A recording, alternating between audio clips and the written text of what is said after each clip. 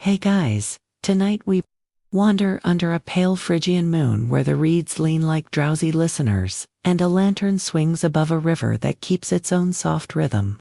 The air smells like olive oil smoke and cool stone. Somewhere nearby hooves, scuff, gravel, and a string hums, as if it's checking its vowels. You probably won't survive this at least not without yawning halfway through and blaming the river for being too relaxing. So, before you get comfortable, take a moment to like the video and subscribe, but only if you genuinely enjoy what I do here. And drop a little note in the comments. Where are you listening from? And what time is it for you right now? I'm weirdly obsessed with the map our sleepy crowd makes together. Now, dim the lights, maybe turn on a fan for that soft background hum, and let's ease into tonight's journey together. You step off the dusty path, and the bank opens like a stage built by accident. Low rocks for seats, tamarisk holding up the night, and a patch of sand that remembers footprints even after the river erases them. Lamps bloom in careful clusters. Their flames are tiny tongues that refuse to gossip about anything loud. Nymphs lean on tree trunks with the casual competence of creatures who invented lounging. Shepherds tuck their flutes into belts. A few satyrs saunter in late, pretending lateness is part of their job description. A laurel branch taps your shoulder like an usher, and you take a place where you can hear both water and strings. Someone hands you a fig and tells you it's good luck for listening. You believe them because figs never lie. We start quietly. A contest without shouting. A stage without boards. A rumor turning into an evening. You can feel the story humming under the grass. Apollo, with his polished lyre. The satyr Marsyas with a brassy double pipe that can tug a dance out of dirt itself. On your left, a boy hauls a brazier closer. On your right, an old woman adjusts a cushion like she's editing a poem. The river is a metronome that doesn't need praise. Joke 1 drifts over the water. You promise yourself you won't pick sides too early, and then immediately fall in love with whichever instrument plays first. That's fine. The night has room. A mainstream historical fact settles beside you as gently as a shawl. The Greeks loved music contests. At festivals like the Panathenea in Athens, or local games scattered across Ionia and Asia Minor, musicians competed on Kythera and alp. Judges listened with the seriousness of people who also judge olives, and winners took wreaths, fame, and the right to glow smugly at dinner. You can almost hear that old, civic listening here, heads tilted, hands quiet, feet tapping like they're negotiating with time. Across the clearing, someone holds up the allos, a double reed instrument with twin pipes, each drilled to a different conversation. Its voice can be reed sweet or battle loud, and in vase paintings, the player often wears a forbia, a leather strap that wraps the cheeks to keep them from ballooning. Ancient wind tech that makes everyone look like they're about to win either a race or an argument. Quirky tidbit: reenactors who've tried the strap insist it prevents lip fatigue and also makes you look like a very earnest hamster. Both outcomes are historically plausible. Lanterns sketch halos on hair. A cluster of reeds shivers when the wind remembers its lines. You pick at the fig, watch the juice catch moonlight, and let the world narrow to the stretch of sand between two instruments. In the hush, you catalog textures, lyre strings, gut smooth and colored, the aloes reeds, damp, temperamental, the way good ideas are before breakfast. Somewhere behind you, a goat sneezes, and 3 people make the sign you make when you hope for luck, but don't want to look superstitious about it. Nobody announces anything formal. The night performs the announcements for them. You note that in statues Apollo wears laurel and the look of a valedictorian who knows it, while his music is meant to untangle hearts into order. Marsyas, on the other hand, is the forest's PR department, hooves, laughter, breath, and the edge of wild that keeps picnics interesting. Historians still argue whether the earliest version of their dual names, the judges as muses, nymphs, shepherds, or Tmolus, the mountain itself. Whether the scene belongs on Phrygia's plains near Selene, Apamea, or somewhere closer to Lydia. And whether the instrument in the oldest telling is precisely the aloes or a cousin pipe that wandered in with its luggage mislabeled. You don't mind the uncertainty. Uncertainty is the soft chair where myths sit down. A soft procession builds as if the trees are quietly evacuating their residents. A child carries a bowl of spring water because someone always does. The oldest man here clears his throat in a tone that communicates both authority and a mild complaint about humidity. A few women weave laurel into a rope and drape it over a stump that will pretend to be a podium when needed. It will never be needed, which is why it works. If this were Athens, there'd be a herald with a voice big enough to fold the sky. But here in Phrygia, the river does the job for free. The instruments warm up. The lyre finds a fifth that tastes like honey on stone. The aloes answers with a scale that sounds suspiciously like a dance trying to remember the end of a joke. You feel the difference immediately. One sound keeps your pulse in straight lines, the other persuades it to draw loops. Apollo's string checks invite silence. Marsyas's reeds ask the ground to get up and please stop pretending to be dignified. Joke 2 settles in your lap. You tell yourself you are immune to catchy tunes. Then catch yourself tapping a rhythm you didn't order. Congratulations, you are now percussion. A second historical thread winds through your ear like candle smoke. The lyre, especially the larger cathro, rode with rhapsodes and professionals. The aloes marched with dancers, sacrifices, and soldiers, its double voice cutting cleanly through outdoor air. The two instruments split duties the way day and night do, overlapping at the edges. Mostly cordial, occasionally competitive. If you've ever heard pipes wake a hill or strings quiet a room, you've already voted with your shoulders. Somewhere near the reeds, a satyr's laugh fizzles into a cough of nerves. Somewhere near the laurel, a god doesn't cough at all. The crowd arranges its silence like a blanket. You lean your shoulder against a rock that has been listening longer than your entire family tree. What do the rocks think of lyres and pipes? Probably that both are better than hammers at midnight. A tiny breeze brings a bottle-bright smell, pine resin for torches, a whiff of wine, and the clean wet stone of the river. Someone has brought fig leaves to use as plates. Someone else has brought opinions to use as entertainment. You promise your mouth that you'll keep your commentary internal, then immediately whisper to your neighbor that the night feels like a theater that decided to be nice. Joke 3 winks. You swear you'll be objective, which is exactly what people say right before they're not. The moon slides one finger along the water and holds it there. The lyre settles. The pipes rest across furry knees. And you hear the city of insects lower its volume like well-trained ushers. In the pause, detail sharpens. The aloes reeds glisten, thin as secrets. The lyre's plectrum hangs from a string like a small, golden fish that knows how to behave. Someone ties back their hair with a strip of laurel, best brand of headband according to all temple athletes ever. And someone else tucks a blue bead into a fold of cloth, the better to distract envy if envy should try to attend. Later, the night says without speaking, we'll debate rules and tricks, and whether flipping a lyre is cheating or just creative problem solving. For now, you let the river set the tempo slow, even, no hurry to become plot. If you've been awake all day in the world of errands, this is the opposite of an errand. This is an alibi for not deciding anything yet. You are allowed to be the person who just listens. Around the bank, old stories line up like shy guests. Athena inventing the flute and abandoning it because the mirror was unkind. Midas practicing the art of unfortunate wishes. Pan still convinced his pipes are the correct height for mountains. You can feel their footnotes rustling in the grass.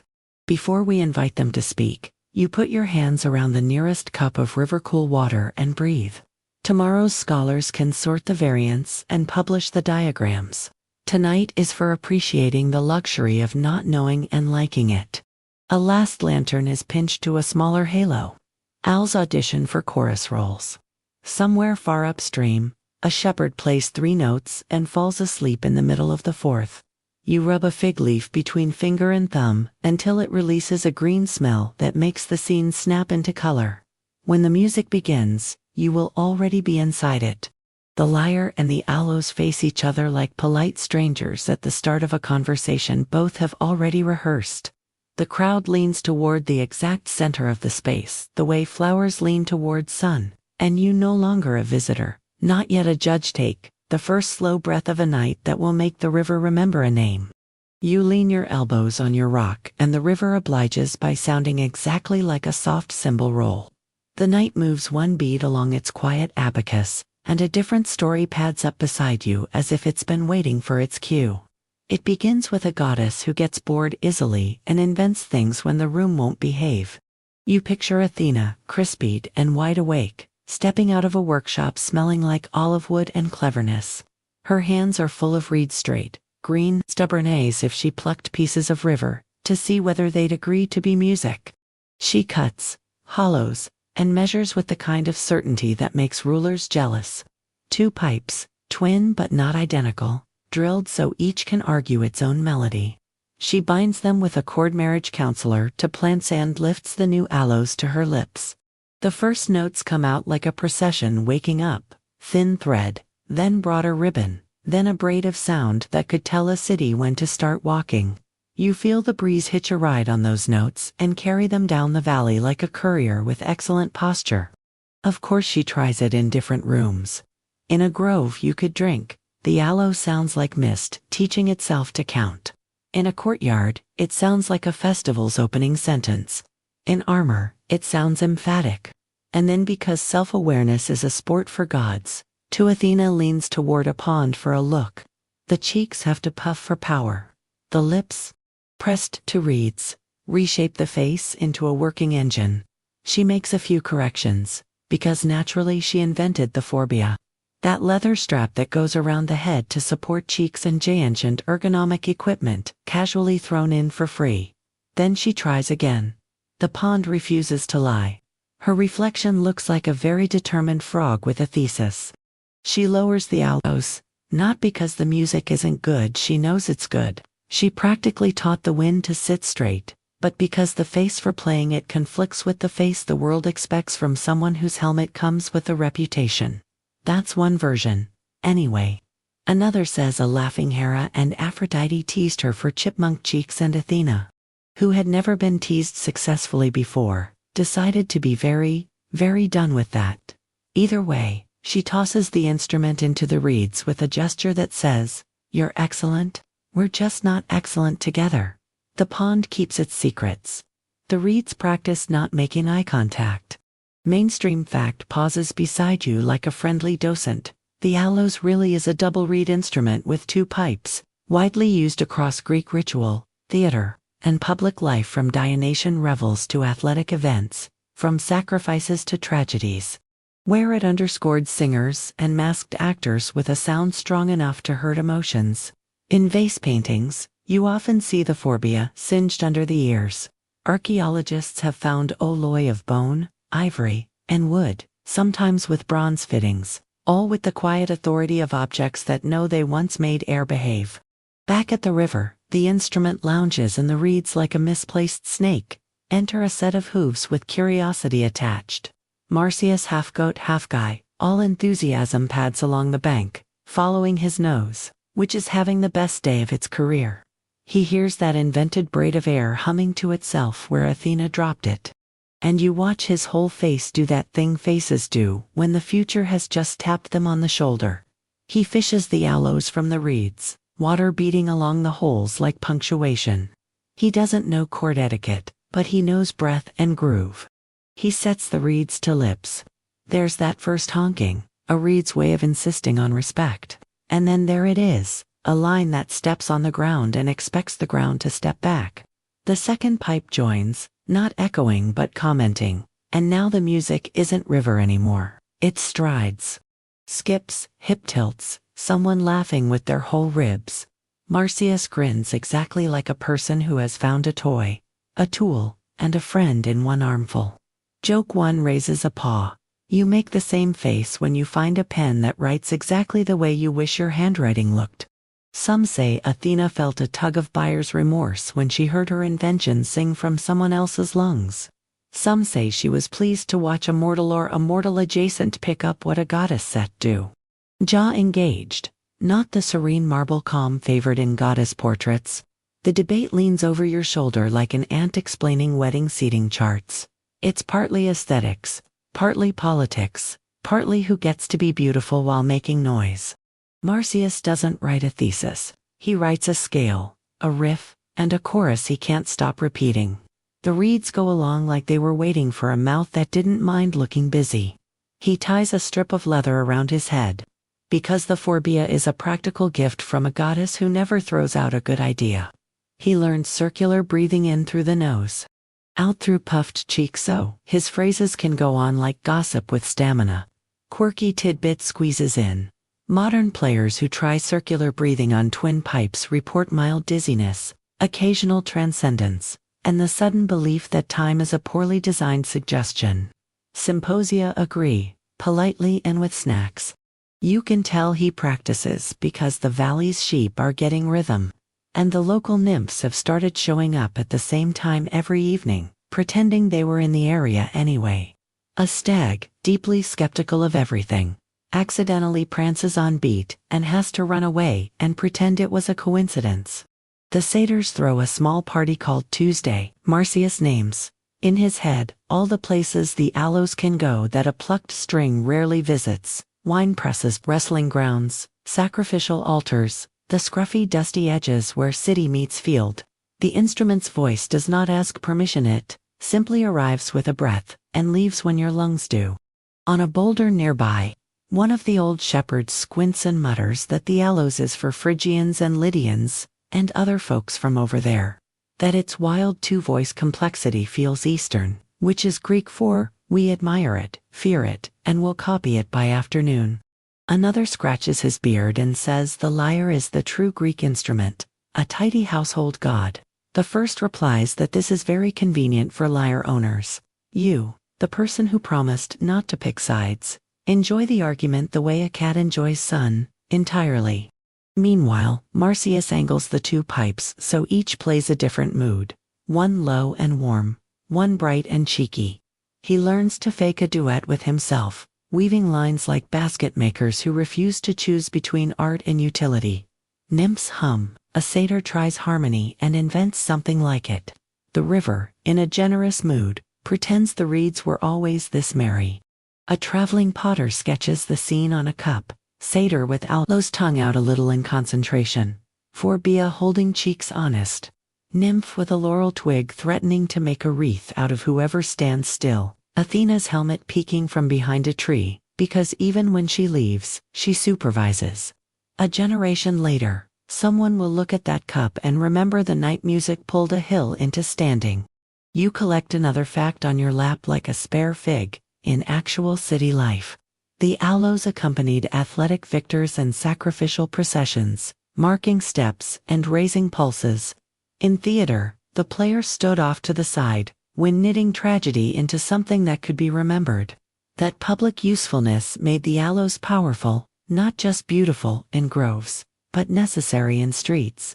It was the sound of togetherness with better posture. Now the air grows cooler, moon a hair thinner, breath a shade more visible, and Marsyas tries a tune that walks uphill. You feel your own foot flex in sympathy. He bends the note as if the reed were warm wax. He leans into a minor curl that tastes like olives and regret. He snaps back to a bright phrase that would make vines speed up. The aloes isn't polite about time when it wants more. It takes more, which is one reason festivals appreciate it and philosophers occasionally ask it to hush. Athena's discarded thing, in other words, has found its person. It happens. You think of hand-me-downs that fit the second owner better than the first. Coats, tools, vocations. This is that, but with a soundtrack that makes the laurel shiver. You begin to suspect the river is learning the chorus. Word of the new player travels along goat paths and dinner tables. Apollo, who already knows everything if you ask him, officially learns of it when a nymph mentions offhandedly that the forest's gotten organized, which, to Apollo, is both a compliment and a red flag. A contest wanders into existence not because anyone writes a contract, but because music always wants to collide with more music, and humans and near-humans are terrible at resisting good theater. You inhale the scent of pine, dust, and a rumor finishing its stretches.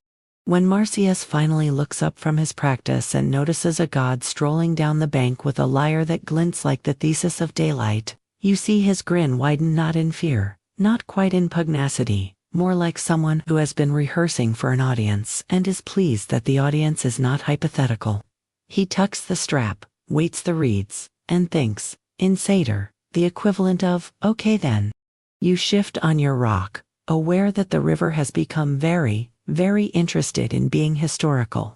The aloes glows in furred hands, the lyre in polished ones. Somewhere upstream, Athena's reflection watches without blinking, having made a thing the world decided to use. The stage that was not a stage waits for the first true note of the night that will baptize a valley with a name. You sit between two ways of breathing, one that climbs out of lungs and wrestles cane into song, and one that lives in strings, asks a fingertip to be gentle, and lets wood carry the rest. The aloes glints where Marsyas left it on his Ni2, narrow pipes tied like twins who argue productively, while Apollo's lyre waits in the crook of an elbow. Its arms curved like a doorway that lets melody walk in looking composed. You're close enough to study textures, read dark with spit and moonlight, gut strings that remember sheep and sun, a tortoise shell polished to the calm of a well-kept thought. You try on both instruments in your imagination, because that's what listening does. The aloes asks your cheeks to commit, your breath to turn into a rope that never breaks, your jaw to coax twins into harmony. It's two voices at once. A duet braided so tightly no one sees the seam. The lyre asks for a steadier stillness, one hand measuring distance across strings, the other persuading a plectrum ivory, or bone or polished wood to speak in little, luminous syllables. Breath isn't the point. Patience is. Mainstream fact settles beside your ear like a teacher who brought snacks in the Greek world. Lyre playing, especially on the smaller Chiles, lyre belonged to education. Boys learned it at home or with a teacher as part of paideia, the way you learn to read or not interrupt. It polished posture and tuned character. It was civic, presentable, daylight-friendly. The aloes, by contrast, worked the public square and the sacred procession, the theater and the symposium. Its double reed could lead marching feet, slice cleanly through open air, and pull choruses of masked actors into the same heartbeat. If the lyre is a room with good acoustics, the aloes is a street with excellent timing. You let your fingers hover over invisible strings, feeling the difference between modes like stepping from one kind of stone to another. Dorian, upright and spare. Phrygian look, wherein Phrygia warm, urgent, just a little windark at the edges. The aloes wears Phrygian like a favorite jacket. The lyre can wear anything and make it look tailored. When Apollo slides a phrase in Hippolytean, you feel the night smooth out. When Marsyas leans on a Phrygian cadence, the tamarisk leans with him as if to say, yes, that one. Quirky tidbit peeks over the laurel. Some Chiles lyres used a tortoise shell for their soundbox with a skin. Stretched over the opening goat or oxo, a song literally vibrated across something that used to walk around. In certain workshops, makers swore by shells from one valley over another, the way modern people fight about coffee beans. Meanwhile, aloes players prized reeds from particular lakes craftsmen cut, scraped, and tied them with cords, and some later writers winked that a few performers soaked reeds in wine before playing to sweeten the tone, which sounds like either technology or an excuse that got out of hand. The lyre's yoke and arms form an open gate. 7 strings or more, depending on century and fashion, stretch across a bridge and a tailpiece, each tuned to an interval that Pythagoras would have measured with a monochord, until the room begged him to play a whole song.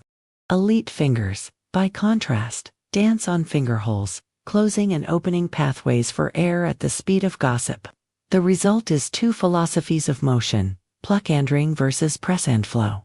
You can rest inside either. Tonight, you're greedy and rest inside both.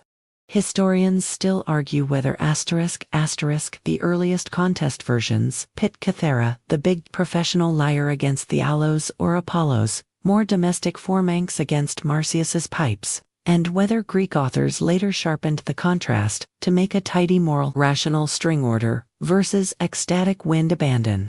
The moral travels well on lecture slides. The music itself resists being tidy. A kithara can rage, an aloes can lullaby. Anyone who's heard a lullaby in the Phrygian mode knows softness isn't a monopoly. Across the bank, an old kitharod concert lyre player lifts his chin to see Apollo's hand. He's watching for tremolo, for barbido soft rolls, for places where a string is damped, to hush a resonance so the next note arrives alone.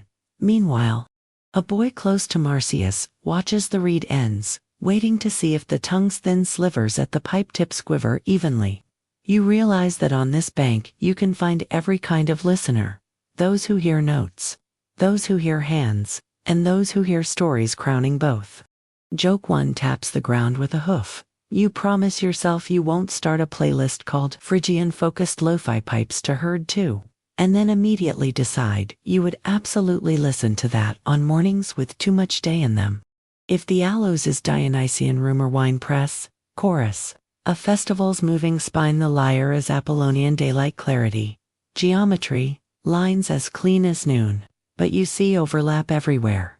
In tragedies, the aloes underwrote Apollonian plots. In healing rites, hymn-sweet lyres soothed grief so Dionysian tears could fall.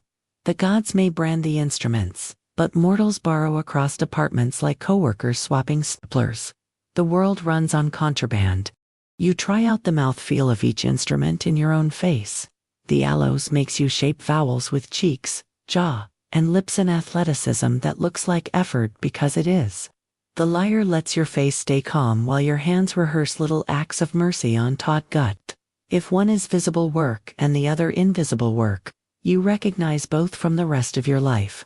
Mainstream fact pops by again with a name tag. The celebrated elite Pronymus of Thebes' real person was praised for playing all harmonie modes without changing pipes, a flex that meant inventiveness and embouchure wizardry. A statue showed him smiling with his instrument. That smile has been traveling ever since, as proof that the double reed life includes joy as well as lung capacity. On the string side, festival winners at the Panathenaea took home amphorae of oil and public honor. The kitharod's long-fringed garment wasn't just fashion, it stabilized the instrument. A kind of wearable acoustics. Joke to curls like smoke, you catch yourself judging instruments by wardrobe. Forbia looks like a headband for overachievers. Kithara robes like a wearable curtain and conclude bravely that you too deserve performance outfits for making toast. Historians still argue whether Athenian philosophers' side-eye at the Alice Plato banishes it from his perfect syllabus. Socrates allegedly gives it a thank you. No reflects a universal truth or a city-specific taste. Sparta, for instance, liked the aloes for marching. Other regions loved it for weddings. The critique often circles back to control. Strings symbolize measure, the aloes persuasion by breath. But every village midwife will tell you that breath is measure too. You fall into the physics for a moment, because sleep likes equations sung softly. A string, plucked, gives a fundamental and a ladder of overtones. The box underneath offers resonance, shaping timbre the way a room shapes whisper. A reed, blown, vibrates at the tongue. The air column inside the pipe sets the pitch, holes change the effective length, and two columns left and right, pipe allow counterpoint like steps, and answers on a path. It's all vibrating air and wood and skin, but the way each body vibrates tells different truths about the same night. A fringe-leaning tidbit waves from the reeds. In some local tales, Marsyas's pipes are syrinx span pipes, not the double reed aloes. Scholars point to early Phrygian links with Pan and two rustic depictions, where a satyr cradles a ladder of tubes. The mainstream favors the aloes for Marsyas, but the syrinx rumor sticks to the edges like burrs on a cloak, because myth likes options, and artists like whatever looks good on a vase. You touch the laurel at your shoulder, and its skin releases that dry, green scent that belongs to Apollo, the way ivy belongs to Dionysus. Somewhere behind you, someone strings a fresh plectrum on a thong so it won't wander. Somewhere even farther, a reed maker trims a sliver away from a cane tongue, the tiniest surgery to turn pressure into music. To the reed maker, the aloes is engineering. To the lyre maker, woodworking. To you, It's reasons to breathe more evenly. Joke 3 strolls up in sandals. You realize you're doing instrument. Empathy like a personality test. You're a total liar with a moon in aloes rising, and promise not to say that out loud in mixed company. The reeds forgive you. The strings pretend not to have heard. Now you hold both possibilities in your chest, the pipe's earth and the lyre's sky. Twin styles of order, twin angles on joy. One offers continuity, a ribbon that never stops. The other offers articulation, silver commas placed exactly where breath would like a rest. Between them, a river keeps time on stones. You feel the curious relief of not needing to choose. You can just attend and be rearranged. When Apollo finally lifts the lyre and brushes it once with the plectrum, you hear a chime that makes the laurel lean in. When Marsyas seals his lips to damp cane and sends air forward, you hear a thrum that makes the ground remember dancing. The comparison you've been nursing dissolves into listening. The bank becomes a hinge, the night, a door, and both instruments, two ways of walking through. The rumor you've been breathing for 3 sections puts on shoes. It goes upstream to the sheepfolds, downstream to the water wheels, over the hill to a village that insists it's not nosy, and then back along the bank like a ribbon somebody forgot to tie. You don't hear a herald, not exactly. You hear invitations disguised as errands. A nymph tells a potter she needs more cups, she doesn't. A shepherd reminds a neighbor to count stars, he means rhythms. A woodcutter wanders by with an axe over his shoulder and the aura of a man who has nothing to do and intends to do it near music. The clearing responds by becoming a stage without admitting it has a job. Lanterns multiply the way good stories do quietly, everywhere. Someone strings a line of laurel between 2 tamarisk trunks, and suddenly there's a backdrop. Someone else flips a flat stone and scratches a circle in the sand with a stick. And now the sand thinks it's an orchestra pit. A satyr drags a stump into position and calls it for judges in the tone of a person who enjoys pretense. A nymph lays a wreath on it anyway, in case the gods decide to respect furniture tonight. You help by pushing a log with your foot until it behaves like a bench. The river, thoroughly entertained, keeps time on the underside of the bank. Mainstream fact walks in with a laurel crown and a clipboard. The Greeks love their musikoiagons music contests formal at places like Delphi's Pythian Games, where singers and kithara players competed under the god's eye, and also local folded into festivals where the prize could be a tripod dedicated in a shrine, or a wreath and the right to stand taller in the marketplace. Judges ukanathata in the city, or just respected elders in the countryside measured rhythm, mode, diction, and decorum, which is a poetic way of saying they watched whether your hands remembered their manners, while your song forgot them. The first procession arrives without trumpets, women with pitchers of water balanced on hips that know how to carry knights, a boy with a basket of figs pretending it's not heavy, old men who speak in proverbs and then privately translate their own proverbs, and a trio of alatai reed players who've been walking together so long they breathe on the same schedule. Behind them comes a kitharode, wrapped in a fringed garment that says, "Please don't spill wine on me." And beside him a flute maker with a bundle of reeds that smell like rain. They look at Marsyas the way craftsmen look at a new workbench.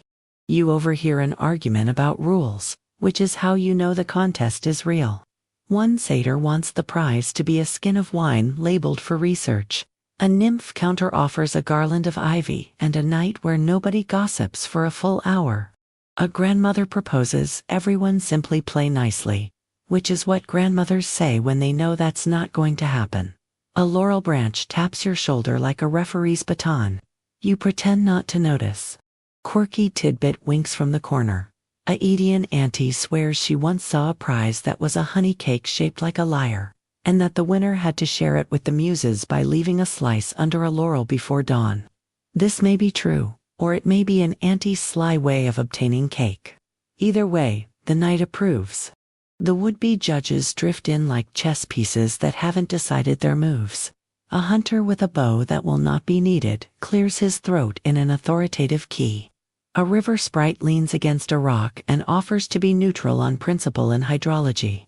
A traveling merchant suggests he can tally votes in pebbles left in jars, one for pipe, one for string, which is an efficient plan until someone points out that satyrs and pebbles get along too well. We'll have eyes, says a nymph, tapping her temple, and ears. The merchant, being a merchant, starts a wager anyway. Joke 1 pads through in sandals. You promise not to bet your fig on the outcome, and then accidentally set it aside like collateral. Historians still argue whether the muses judge this duel, or the nymphs, or the mountain tumulus himself, or whether a human king named Midas wanders in later, to make the kind of choice that keeps barbers employed. Someone whispers behind you, pleased to have done the reading. Your rock remembers every version and refuses to weigh in. You take the hint and save your scholarly energy for staying awake. A small string of bells jingles by ankle height. Goats led to the fringe of the crowd where they can chew responsibly and eavesdrop. The animals arrange themselves according to expertise. The donkeys take the back row, excellent acoustics. Minimal responsibility. The goats choose the aisle, quick exit if the mode changes unfavorably. And one surly ram settles so close to the judge's stump you suspect he intends to participate. The ram will not be dissuaded.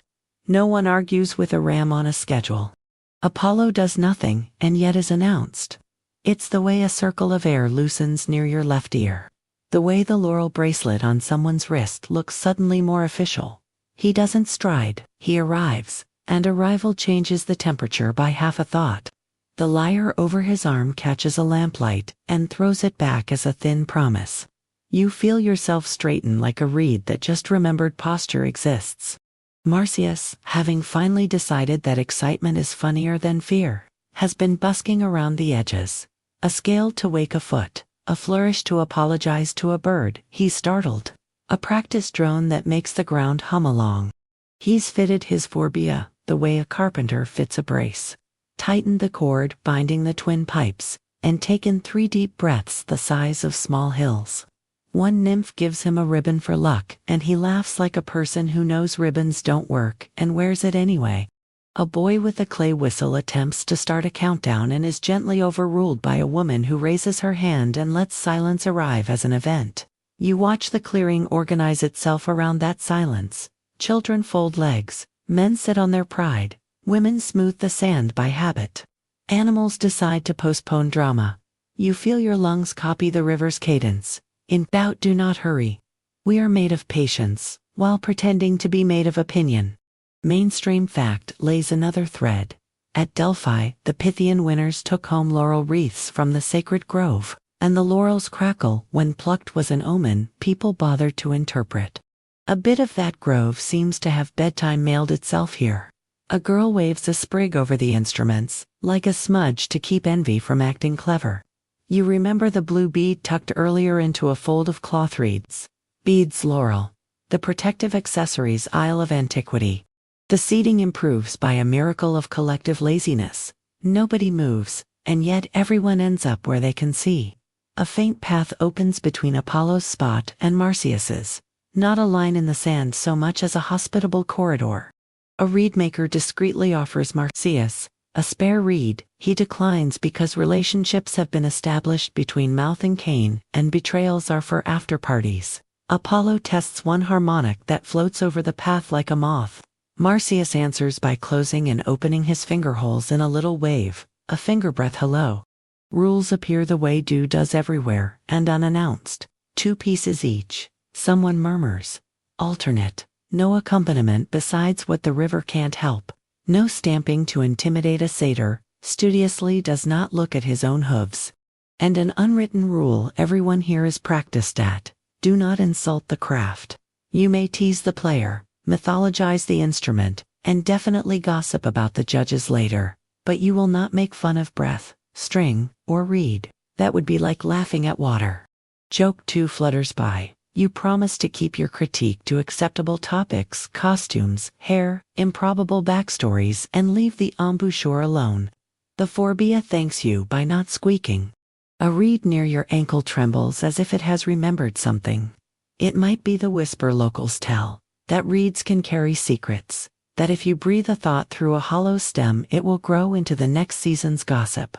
Whether that's true or a cautionary tale about outdoor voices, the reeds do seem unusually interested. You pat them like good dogs. Historians still argue whether Marsyas challenges Apollo or Apollo challenges Marsyas, says an elderly man to no one in particular. Some say the satyr boasts, some say the god pricks. Either way, music does what it always does: invites company. The man closes his eyes as if company is a flavor. A complex quiet descends, the kind where birds delay their next sentence to see how yours lands. You realize the clearing has voted without pebbles, without jars, with only posture for the contest to begin. Apollo's thumb touches a string, and a line of light rolls out and lays itself across the sand like a runner gently marking lanes. Marsyas sets red to lip, and a line of earth unspools, braided, ready. The judge's stump accepts 2 wreaths laid upon it, as if they were the simplest decisions in the world. Joke 3, last one for now, smooths your sleeve. You vow not to clap between movements and will absolutely forget. 2 minutes from now, when your hands act independently of your brain. If the river claps first, that's on the river. You look down once at your feet, shadows on dust, and back up at the path between pipes and strings. The invitations you didn't receive officially have been accepted officially by your pulse. The procession has finished arriving. The clearing exhales once, together, and the night, very politely, becomes a concert. The quiet before the first note gets longer, until it begins to count as a rule. You feel the crowds listening, click into placebacks straight enough to pretend to be furniture, feet tucked as if they were punctuation. A satyr picks up a pebble, realizes he is about to invent chaos, and sets it down like a repentant toddler. The stump with the laurel on top pretends to be a bench, pretending to be a tribunal. It works. Rules arrive the way dew does, condensing out of air so gently that no one remembers who suggested them first. 2 pieces each, someone says, and the tamarisk nods. Alternate, murmurs a nymph, and the goats agree because order means they can sleep between things. No accompaniment. An elder adds, and several cousins of percussion avert their eyes in disappointment. No stamping to intimidate. Another chimes in, and at least 3 hooves practice looking innocent. You add an internal note, no clapping between movements. Your hands file an appeal. Apollo raises one palm about as high as a question mark and asks for a detail. Mode announced in advance. The Kitharode in the fringed robe approves with the slow blink of a man who likes a syllabus. Marsyas shrugs cheerfully. Name the hill, he will climb it. You catch his last-minute tug on the forbia, the strap settling his cheeks into work-ready shape. The aloes glints, the lyre gleams, the rules start breathing. Mainstream fact strolls in, wearing a wreath and a whistle. Formal Musikoia Gaunt's music contests really did have terms. At Delphi's Pythian Games, Kithara players and singers performed prescribed hymns. At Athens, prize lists and amphorae tell stories of who won what. Judges the Aganatheta used formulas of rhythm, tone, diction, and decorum to keep taste from turning into a food fight. Even the starting signal at athletic contests sometimes came from an altos. In a culture of measured spectacle, music didn't just ornament the rules, it kept time for them. A merchant sidles forward with 2 clay jars and suggests pebbles for voting, pipe in one, string in the other. The river sprite raises an eyebrow toward the goat's known ballot stuffers and declines with grace. Eyes, ears, and the mountain for tiebreakers, she decrees, patting the bank as if Timoleus himself might be eavesdropping from under the sand.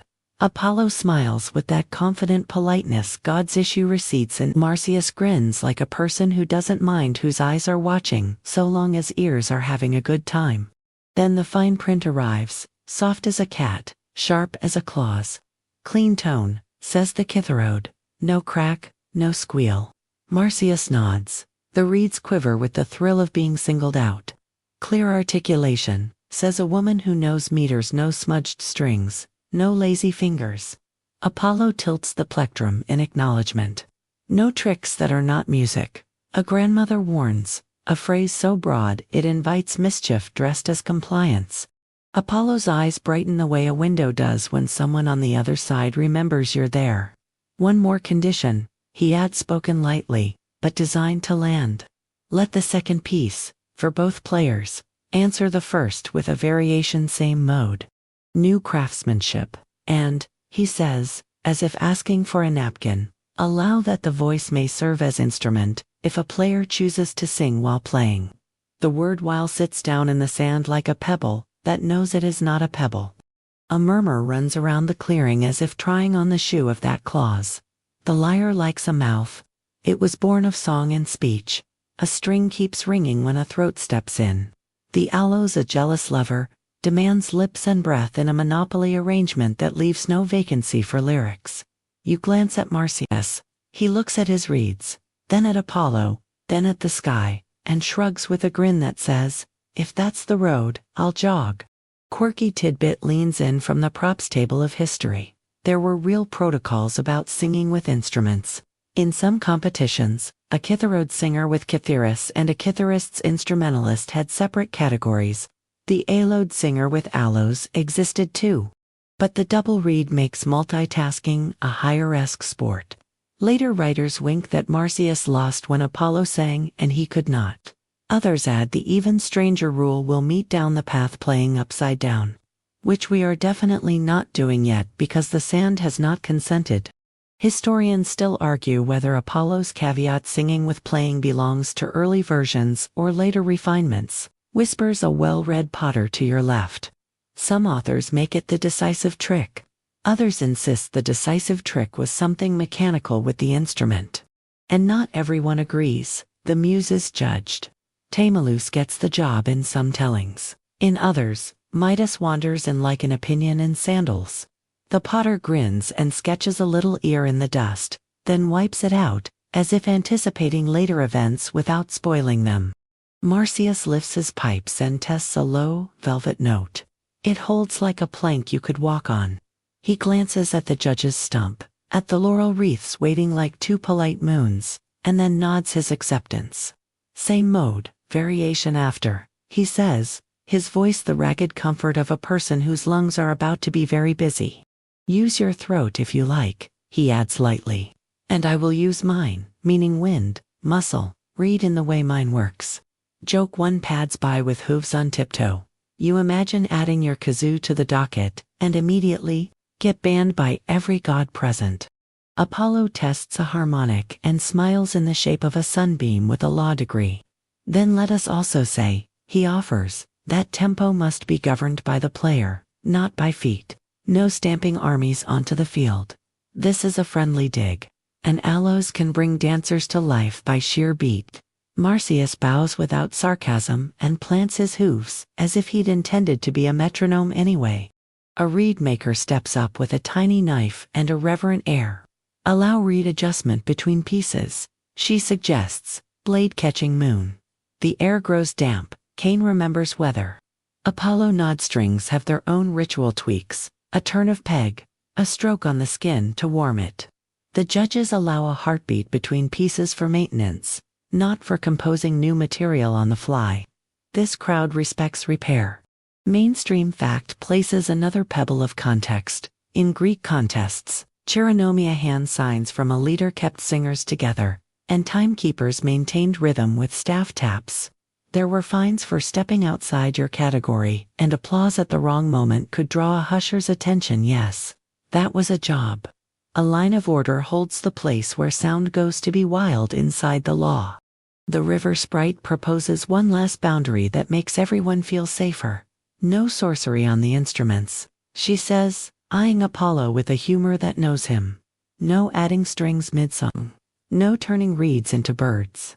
Apollo raises both hands, laughing, as if to say he came to play, not to do stage magic. Marsyas strokes the cane ends with a thumb the way you calm a horse. Joke 2 leans over from your own brain. You vow to remember all these rules the next time you argue with your toaster mode, announced in advance. No stamping. Maintenance breaks allowed and, your toaster vows to ignore you. The last clause arrives like a footnote with teeth. Apollo spreads his hands in an elegant parenthesis. If the judgment should be close, he says mildly, The judges may require a second test that demonstrates mastery of instrument beyond ordinary practice. Everyone nods because it sounds fair in the abstract. Marsyas nods because nodding is faster than asking for a committee definition of mastery. The reeds nod because nodding is a low wind and they can do that all day. Somewhere in the reeds, a tiny whisper goes around. Remember our talk about reeds carrying gossip? And you swear the stems are already rehearsing the story they will tell tomorrow. You pat the nearest stalk like a witness you intend to bribe with patience. Then it's set, the kithroad says, and the stump accepts the laurel wreaths in a posture you can only call judicial. A boy lifts his clay whistle and thinks better of it. A goat folds its legs under like a professional floor cushion. You feel your heart wander to the edge of your rib cage to get a better view. Joke 3 buttons the page. You quietly ask the river for legal counsel. The river offers lullaby instead, which is arguably better representation at this hour. The fine print settles into the sand, like dew. Apollo's caveat glows faintly like a lantern turned low. Marsyas's acceptance sits beside it like a pair of bare feet, ready to dance anyway. Your hands, traitors that they are, warm up for clapping, and then remember their promise. The path between lyre and pipes is clear.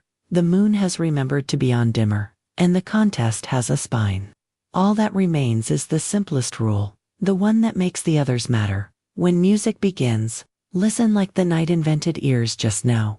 Marsyas lifts the pipes and the straps settle his cheeks like a friendly harness. You feel the whole crowd breathe in for him like a single lung trying not to be obvious, and then there's the first note, low. Duskbrown, a plank laid across the river so your thoughts can cross without getting their hems wet. He holds it just long enough for your shoulders to remember that shoulders are allowed to unclench. Then the second pipe joins, bright as a coin in shallow water, and the two together braid into a line that walks forward without asking for permission. The rhythm isn't hammered, it's coaxed. Air shapes itself into steps. Steps turn into pattern. You realize his tongue is doing tiny, invisible work, little taps that bead notes like olives on a skewer, while his fingers open and close holes with a decisiveness that would make a door proud. The forbia keeps his cheeks from overreaching, and the sound steadies into a confidence that belongs more to craft than to bravado. Joke 1 tiptoes down your spine. Your feet have defected and joined the percussion section without consulting management. He starts in the Phrygian harmonia, because of course he does this hillside's home key. It's warm and urgent, a little smoky around the edges, the sort of contour that convinces vines to hurry. The low pipe holds a drone that tastes like bread. The high pipe runs above it with a tune that keeps glancing back over its shoulder to make sure you're keeping up. Nymphs swish their hair in time without admitting that's what they're doing. A donkey sighs as if it's hearing a familiar complaint turned into something flattering. The river doesn't change speed, but it looks like it considered it. Mainstream fact steps in with an unobtrusive footnote. In Greek practice, the aloes often led choral dancing the dithyramb to Dionysus's wedding processions, even the measured entrance of tragic choruses on theater days. Its double reed gave it a voice that could carry across open air and keep many bodies in the same sentence. What you're hearing now is exactly that capacity to organize motion without raising its voice. Marsyas plays a figure you could translate into footsteps. Dum, ta dum, a small lift, a little stumble on purpose, then a grin you can hear. He uses circular breathing to keep the line unbroken, in through the nose while the cheeks push out stored air. The effect like an ancient loop pedal powered by goats and stubbornness. The phrase doesn't stop. Instead it reads itself, finds a higher opening, and steps through it as lightly as a cat choosing a different windowsill.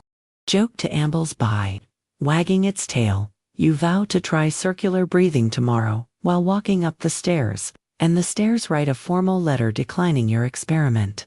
Somewhere behind you, a reed maker quietly approves a particular bend in Tony. Must have shaved the cane just so near the tip to get that mewling sweetness. The lower pipe answers with a growl tamed into velvet. Marsyas makes the two argue like siblings who secretly enjoy one another. He throws in a little grace note you almost miss. 3 children catch it and laugh in the identical key of surprise. A shepherd near the back tries a few steps of Carpo's Helanto, country dancing, then pretends he wasn't doing anything because the ram beside him looks judgmental. A satyr halfway up the bank invents a hand rhythm on his own thigh and then smothers it because of the no stamping clause. His knee negotiates a truce, known locally as wiggling, respectfully. You watch Marsyas tilt the pipes to change color the way a painter turns a brush to drag more bristle into the stroke. He's not showing off. He's letting the reeds show their maps. Historians still argue whether the Phrygian label meant a precise scale to ancient ears or a mood that Greeks associated with Anatolian ritual ecstatic, close to the ground, breath forward. Some authors moralize the contrast with Apollonian strings, others admit perhaps, after a drink, that any instrument can behave in either camp if the hands know how to behave. Tonight, categories watch from the sidelines while sound decides what to be. For his variation, Marsyas doesn't climb a cliff. He walks the same path at a different time of day. He keeps the mode, turns the drone into a pulse that leans and braids a countermelody, so tight you can't tell which pipe is the guest and which the host. He adds trills where there were straight notes. Then straight notes where there were trills, the musical equivalent of swapping chairs at a long table so new people sit next to one another. A goat in the aisle bleats once in what could be construed as harmony. The crowd accepts the audition and awards it silence. He makes space for a tiny cadenza, and for a moment the river listens like a student. The aloes throws a quick figure up a minor third and lands like a cat on an agreeable shelf. He holds a high note until you swear you see it vibrate. Then slides just a finger width down to its neighbor with the same satisfaction as smoothing a wrinkle out of a sheet. The second pipe murmurs under it, not a bass line exactly, more like a friend saying yes at regular intervals. Quirky tidbit wanders in from a workshop. Some aloes players weighted their pipes with little plugs of wax or lead to fine-tune intonation on the fly. A touch of wax here, a shaved sliver there, and a sulking note would fall into line. Whether Marsyas tinkers like that tonight or has simply charmed his reeds into obedience, the effect is the same pitches that land like well-trained sandals. He closes the variation with a figure you could almost call a chansample, insistent, a melodic sentence that knows its subject and refuses subordinate clauses. The last note doesn't end. It arrives and then stands there, breathing. He releases the aloes from his mouth as if taking his hand off a sleeping animal's back. For 2 heartbeats, nothing happens. Then the bank remembers the existence of air and lets it out. You almost clap your treacherous hands, sprint toward each other. But the collective memory of no clapping between pieces taps your wrists like a kindly ant. The silence that follows has texture. You can hear reeds in their wet, tiny settling. You can feel the night set one more star into place over the ridge. Marsyas lowers the pipes and gives them a small, ritual shake so droplets fall away like commas he doesn't need anymore. Mainstream fact brings another small lantern. Aloes players in theater stood off stage, unseen, coordinating massive choruses with chironomy hand signs and beats no one in the audience was meant to notice. The discipline behind that invisibility is in Marsyas's shoulders, now loose but aligned. Breath generous but not spilling, fingers clear. For his second piece, the one after Apollo's first, according to the flip-flop order, you know he'll have to answer whatever constellation the lyre draws. But right now, because the rules asked for 2 back-to-back before any voting, he lifts the pipes again and chooses to go quieter instead of bigger. He narrows the reed opening with his lips, and the tone softens into murmur. It's the same harmonia, but he pours it through a smaller funnel so you hear different brightnesses between the notes. It's like recognizing a friend by their footsteps in the hall, rather than their voice. Same person, different clue. Joke 3 leans over with a yawn. You promise that when you get home you'll only communicate in murmured Phrygian motifs. Your houseplants, Dionysian by nature, will thrive. Your neighbors, Apollonian by lease, will file a friendly complaint. He spices the second piece with a hint of heterophony, both pipes following the same melody with tiny deliberate misalignments, like 2 people telling the same story with slightly different adjectives. The effect is strangely tender. Your brain keeps leaning left, then right, like a boat balancing the distribution of passengers. The final cadence lands not on the root but on its neighbor. A note that sounds like a door left a finger's width open on purpose. The silence this time is a decision, not just a pause.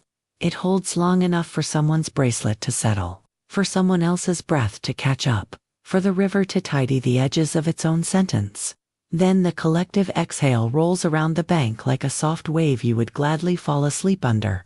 A child whispers again and is handed a fig, which is ancient for patience, is also music. Marsyas lowers the aloes and unties the strap from around his head, massaging the lines it left with thumbs that know the difference between friction and fatigue.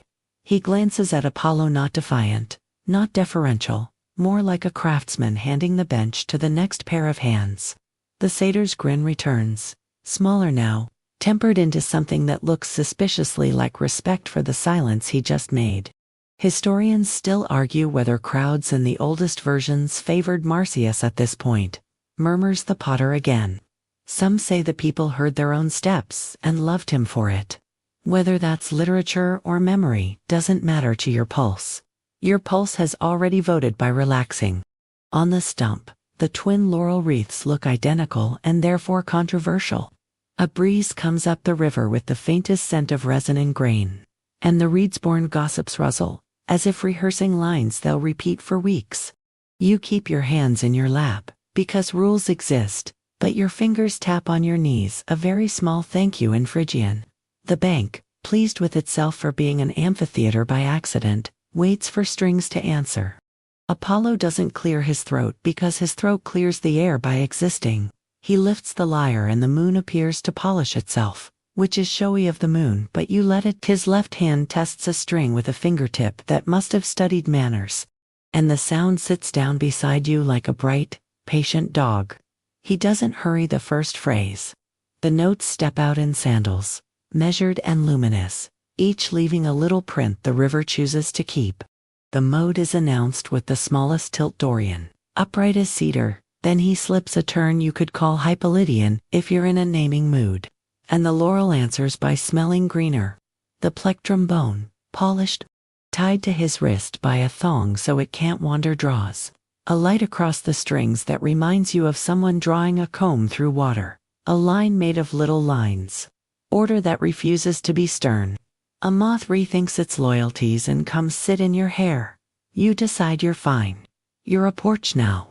He moves into a figure that breathes like geometry, open fifth, third, fourth, then back. The intervals arranging themselves like constellations you can read even when you don't know the names. Mainstream fact leans over the bench. Greeks knew their ratios: the octave 2-1, the fifth 3-2, the fourth 4-3. Pythagoras and his friends proving with a monochord that harmony is math-wearing perfume. Whether or not Apollo cares about math, his fingers keep landing where the air likes to vibrate. The tone carries without scolding. If Marsyas's pipes seemed to organize feet, Apollo's strings organize sentences. You feel your own breath divide into clauses, commas settling where the plectrum lifts. A nymph's shoulder untenses like a line finally finding its period. Joke 1 leans against your ear. You vow to stop narrating your life in subordinate clauses, and the lyre immediately gifts you a semicolon. He gives you a melody that climbs the sky on steps 2 at a time, and then, without warning, stops, not because he's out of ideas, but because the note is long enough to throw its halo on the sand and he wants you to see it there. Then a reply, the same phrase but dressed in a new shirt tournament on the second beat. A gentle appoggiatura that makes your ribs do that soft oh. You realize he's building a Nomasa-structured piece with a clear outline. The kind Kitharodes carry to festival's theme and regulated breath. Then sanction variations like good conversation that refuses interruptions.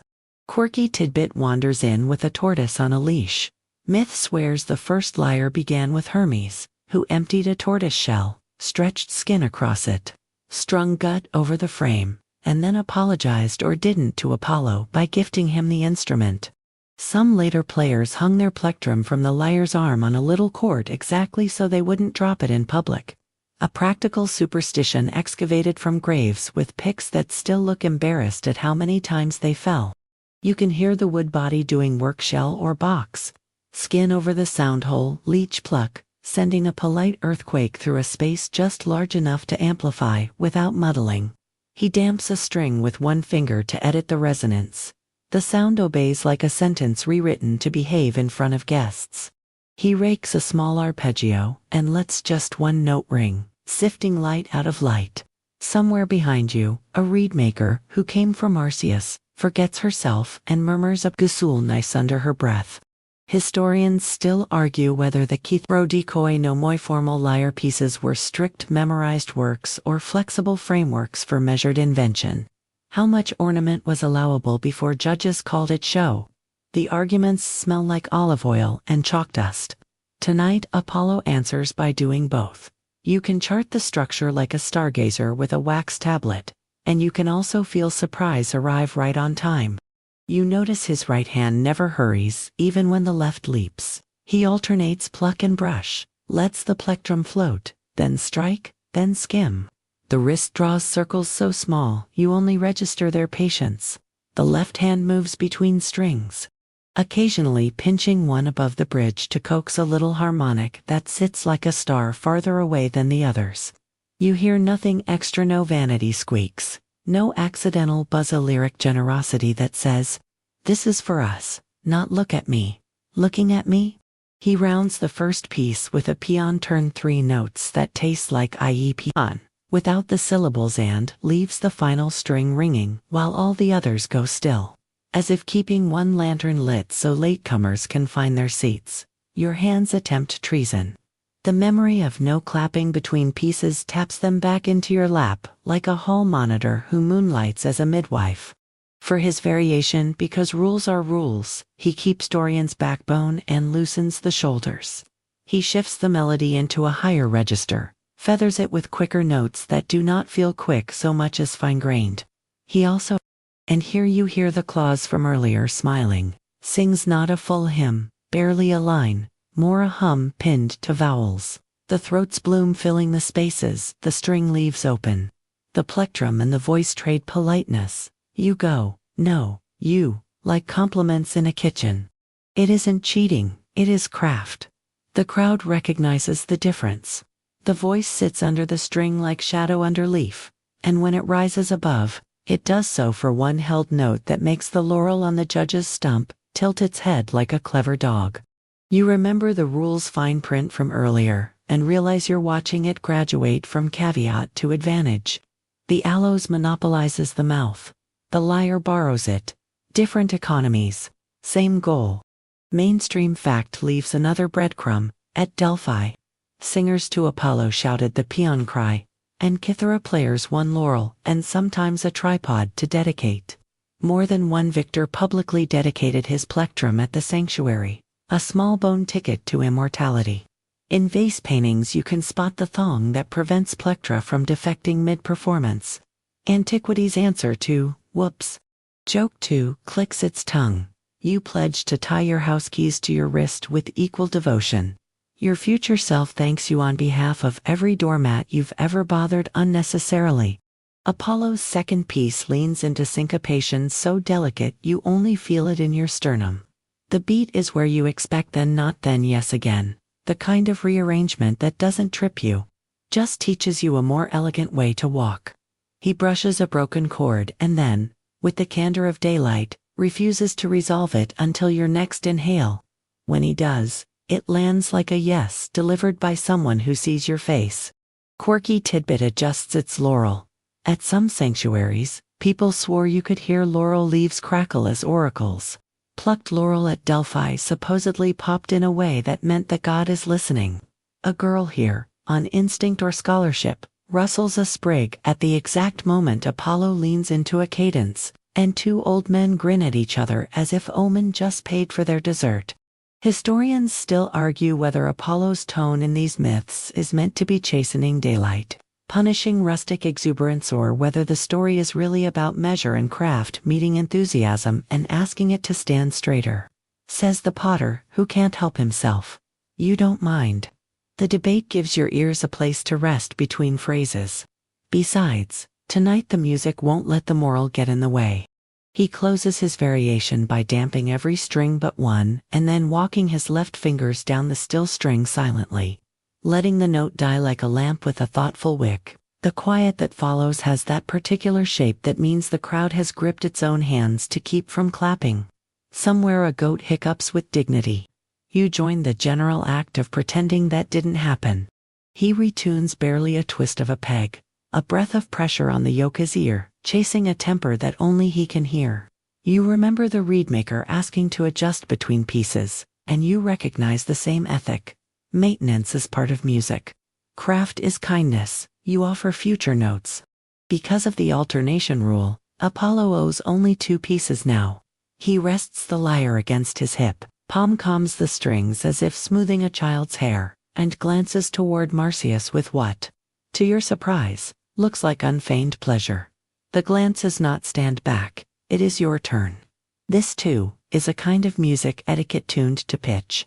Your bones inventory, what just happened, a constellation sketched in sound, then the same night sky with a couple of new stars and a voice for moonlight, ratio-friendly intervals that taste like order, a plectrum that never panicked, and phrasing that persuaded silence to become architecture. If the pipes earlier asked your feet to dance, the lyre has asked your attention to stand up straight and be pretty. Joke 3 yawns and stretches. You promise to tune your to-do list tomorrow to 322 so it will harmonize with your calendar. Your calendar would like to be consulted before becoming a month. On the stump, the laurel pears look identical, but suddenly personal. One smells like resin and high places. The other like damp cane and sweet air. The reeds along the bank rustle, as if rehearsing a new rumor how a god sang and didn't gloat about it. And the river, delighted by everyone's good behavior, adds a single bright ripple to the darkness like punctuation you can drink. Your hands still want to clap. The rule still says wait. So you hold applause the way you hold a warm bowl in winter, careful, steady, grateful without spilling. Apollo lets the lyre's last ghost find a place to lie down in the sand. And just like that, the path between string and reed opens again, ready for the next reply, the next kind of listening. The next little argument about how to be beautiful without making anyone else smaller. Nobody says tie, but the silence wears the outfit. You feel the clearing take a vote with posture, shoulders undecided, knees unanimous for postponement, hands trapped between praise and rules. The laurel wreaths on the stump lean in opposite directions like twins who chose different majors. A goat chews, as if it were chewing the decision and finding it undersea. A nymph lifts a palm. We could call it even. The word even lands like a feather on a scale. A satyr immediately steps on the other side by accident, and then pretends he meant to demonstrate bias as a learning exercise. The river keeps clapping softly under the bank where no one can accuse it of influencing jurors. Mainstream fact clears its throat politely. In Greek communities, when choices got close, people sometimes used Savoy pebbles for votes, dropping them in jars or urns. The courts had secret ballot discs with holes and no holes. Councils counted by hand and by habit. Tonight, jars would mean noise, and noise would mean rhythm, and rhythm would mean dancing, and there goes deliberation. So the sprite, who's acting as chairperson, says, no pebbles, eyes, ears, mountain. The mountain in question, Molas, if you're reading older versions, sits there with schist and sincerity. Does a mountain vote by breeze, or by which sound hangs longer in its folds? You imagine wind catching lyre notes and tucking them into cliffs, then snagging aloes phrases and braiding them with oak leaves. If a decision comes, it'll be geological, slow, considerate, handsome. Historians still argue whether the muses preside, or Timolis does, or whether the crowd had any say, whispers the potter, who has now become your personal footnote service. Some texts put Midas here, some move him to Pan's later contest. Myth is a competent smudger. You nod, smudged and content. The aloes players, those 3 who arrived breathing together, lean in and mutter about fairness. Apollo's caveat about singing while playing that elegant little clause from earlier was legal. Sure, but legal isn't the same as lovable. He used a mouth my instrument already rented. One says, Not unkindly, the Kitharode in the fringed robe raises a finger and says that the nomos allowed for voice. That structure is also craft. The discussion has the tone of two bakers arguing about whether glaze counts as cheating if the bread knows it's bread. Joke 1 taps your ankle. You promise not to bring a spreadsheet to a music contest. Then immediately begin a mental spreadsheet with columns labeled craft, joy, and divine loopholes.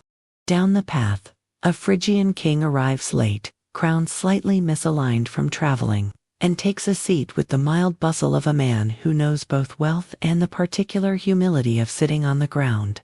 You don't need a herald. The rings did the heralding for him. Someone whispers Midas, and it floats across the crowd like a portent wearing sandals. He listens with that careful stillness prosperous people practice to hear what money cannot tell them. Then he clears his throat softly, like a rich man applying to be human. The pipes, he says, voice warm with the local vow, sounded like country remembering how to dance. Strings sounded like law that learned to smile. If you ask a valley to choose, it will love its breath first. It is not a decree, it is an opinion shaped like bread. The chairs that turn chairs shift, as opinions are contagious at this hour. A shepherd agrees, his wife does not. A laurel sprig shakes once, and then composes itself. The sprite thanks Midas and files his comment under public input. The mountain does not blink. A tiny quarrel starts near your right knee. A girl says Apollo sang, which was allowed but also advantageous. Her grandmother counters that anyone could have sung if their instrument left a corner of mouth free. And Marsyas chose the aloes, which demands monogamy. You quietly admire how myth doubles as a seminar on constraints and gifts. You the real-life takeaway that your calendar is not broken. It's an instrument with mouth space issues. Mainstream fact sneaks in with a laurel pin. When Panathenaic prizes were awarded in Athens, winners took home amphorae full of olive oil valuable enough to turn into rent or reputation. People argued then, too, about merit and favor. It's a civic hobby with excellent snacks. You picture two Athenians debating whether a Kitharode gilded his arpeggios. Then you look at these reeds and strings and feel relieved that your debate today comes wrapped in night air. A satyr suggests, not helping, that the prize tonight be bragging rights until dawn, which is a delightful phrase and a terrible policy. A nymph proposes splitting the wreaths, but Laurel looks unhappy, divided.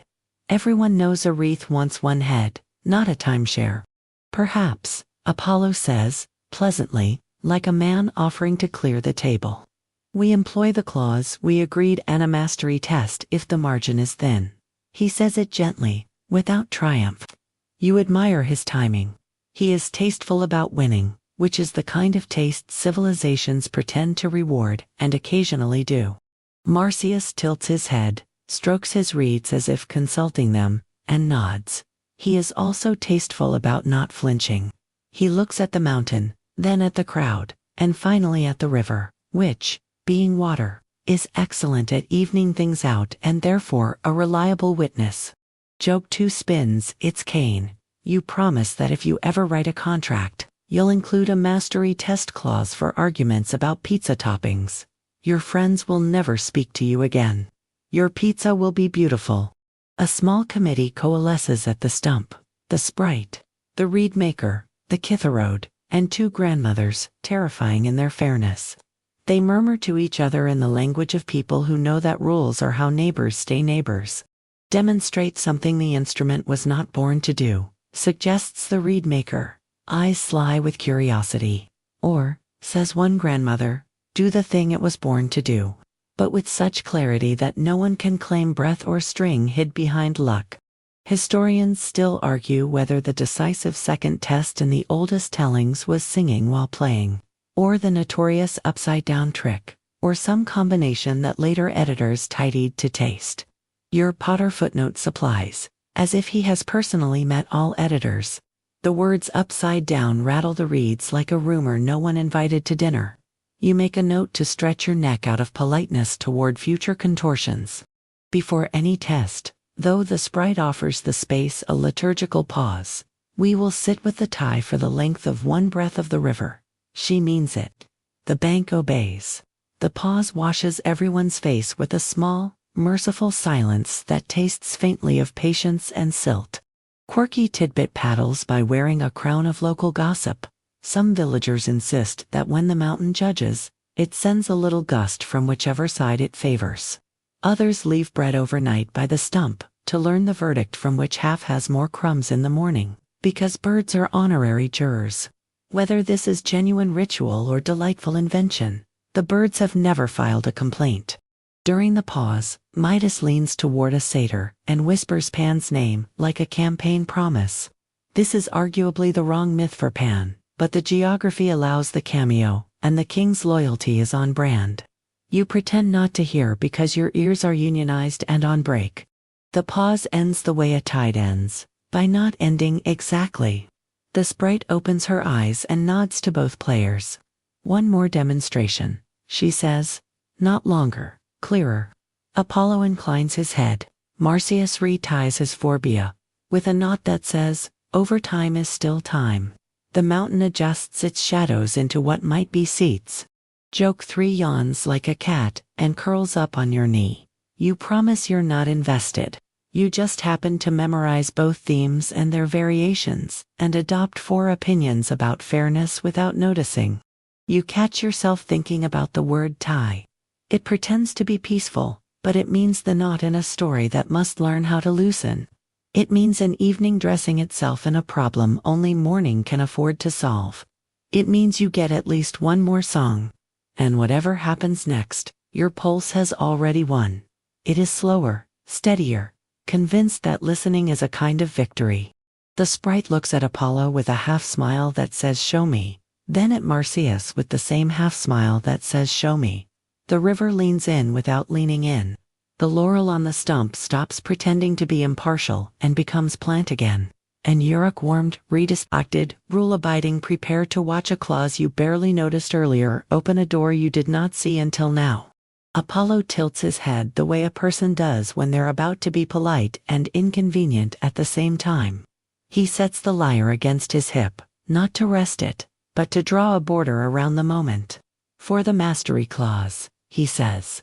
Voice smooth as a new laurel leaf. Let the instrument be reversed. If one can make music with it upside down, let that be proof that craft has more than one footing. The word upside carries itself across the bank like a balancing act you didn't dress for. A ripple of whisper moves through the crowd. You feel every shoulder adjust as people mentally flip their favorite tools. Inverted loom, backward plow, spoon the wrong way up. Even the ram close to the judge's stump reconsiders its life choices. The river, which invented inversion centuries ago, approves with a soft countercurrent near the reeds. Marsyas grins. There's a dare in it and a shrug.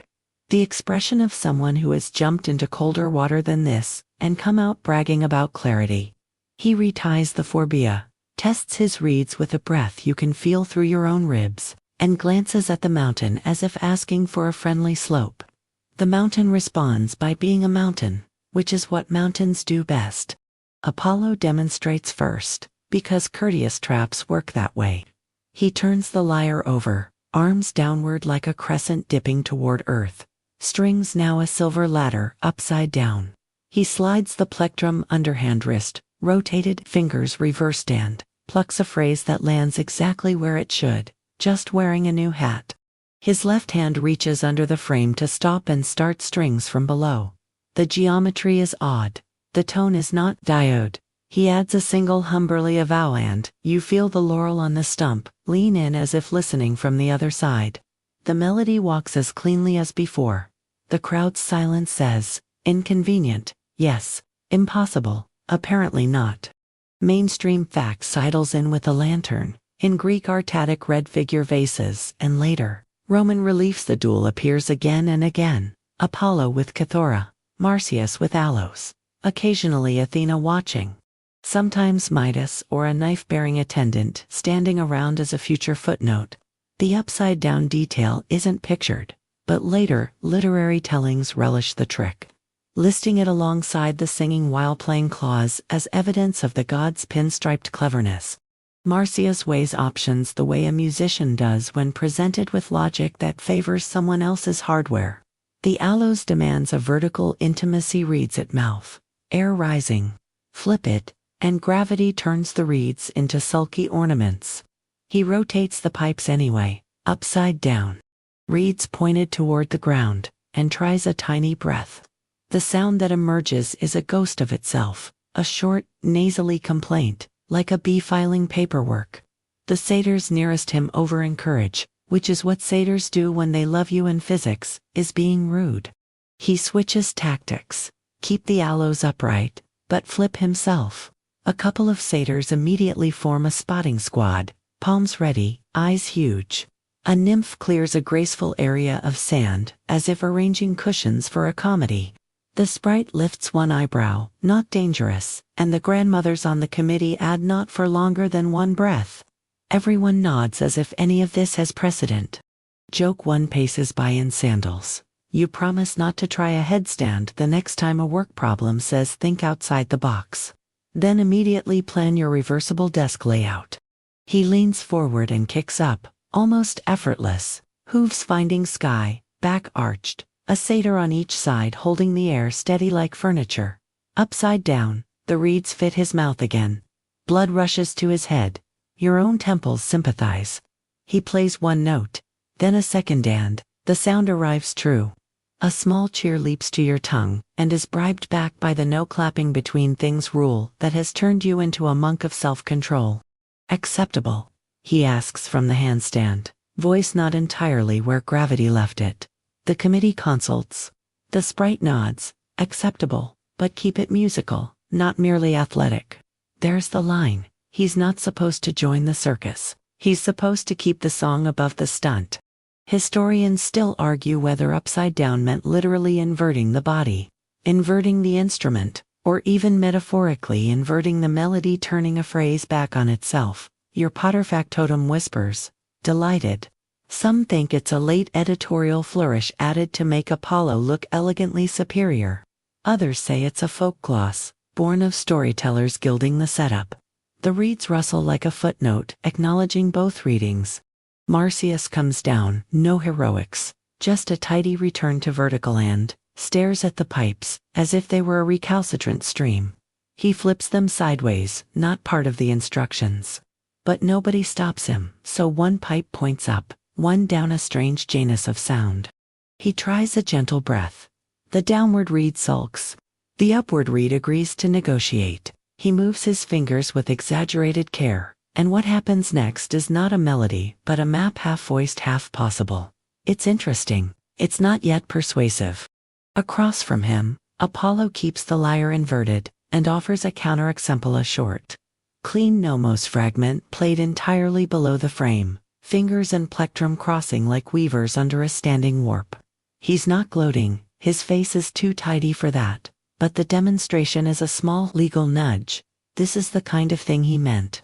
Quirky tidbit arrives, wearing ankle bells. Some later anecdote collectors claim a leaped.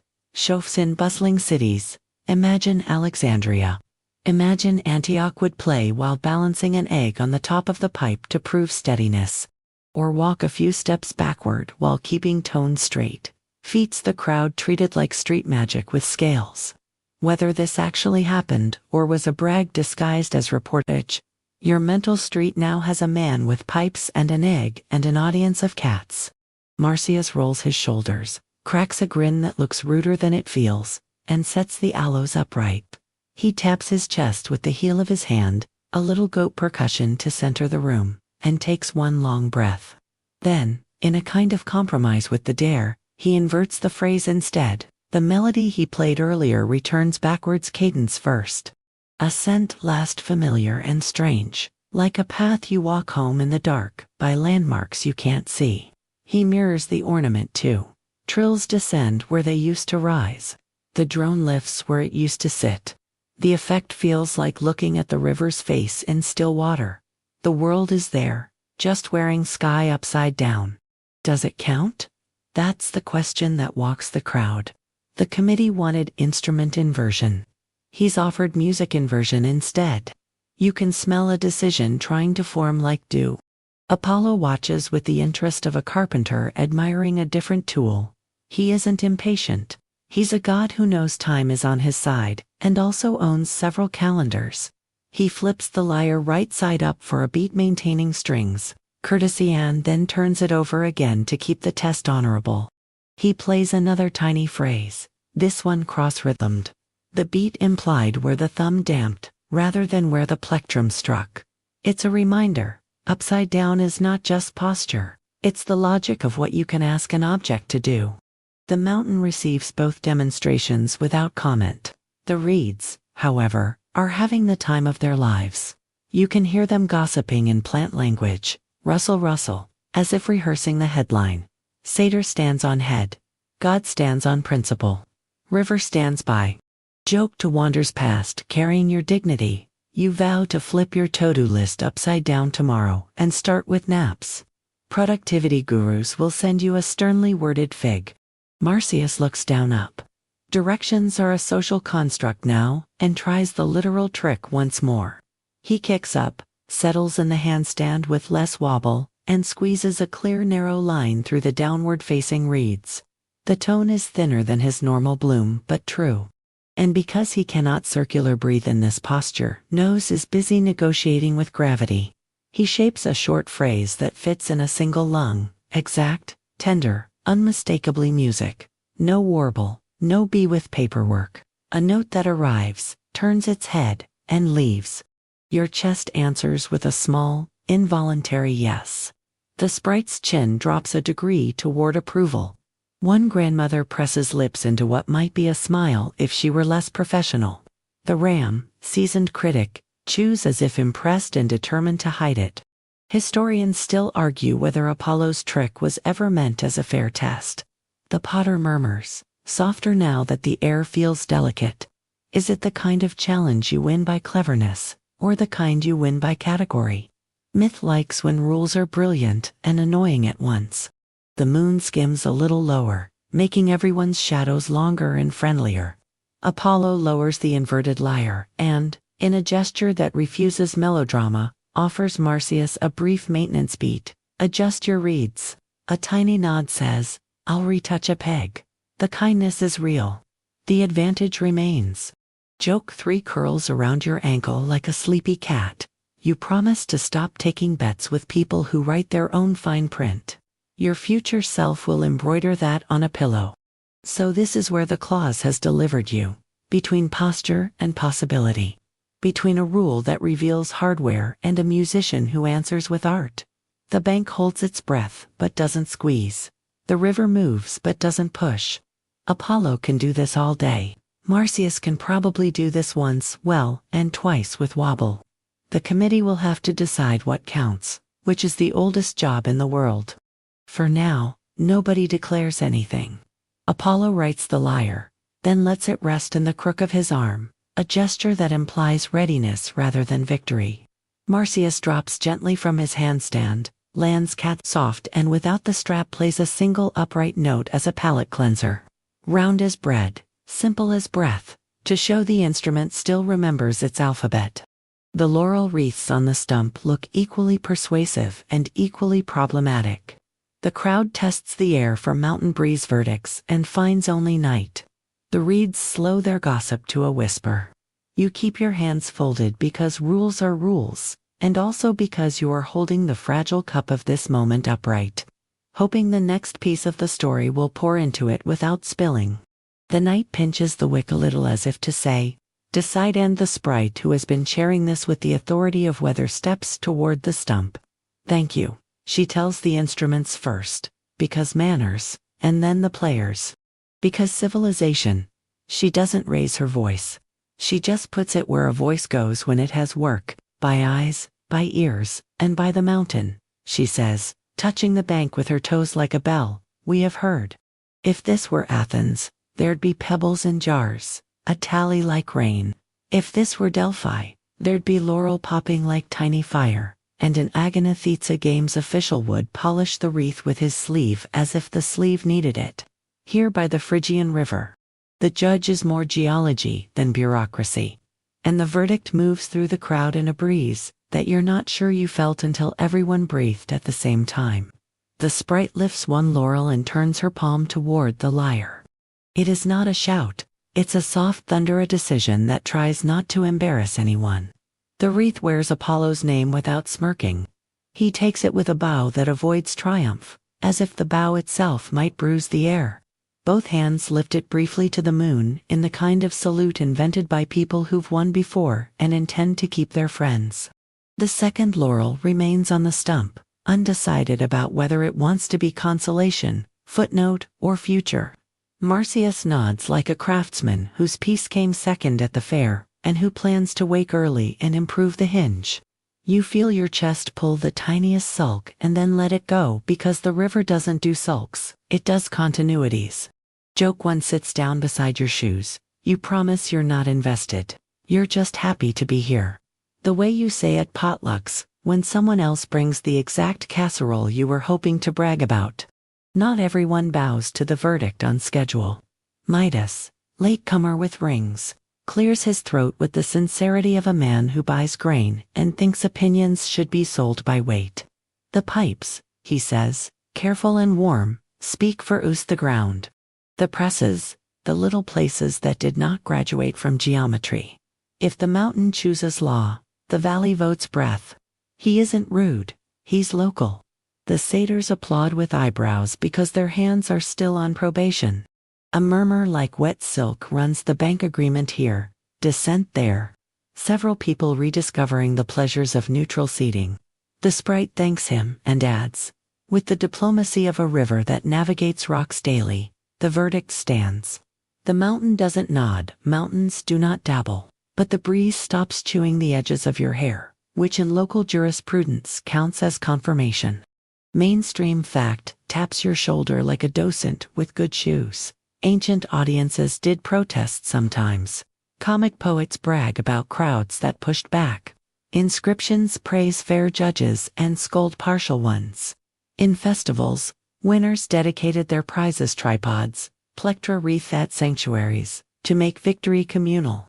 Here you watch the same civic muscle flex, just with more goats per capita.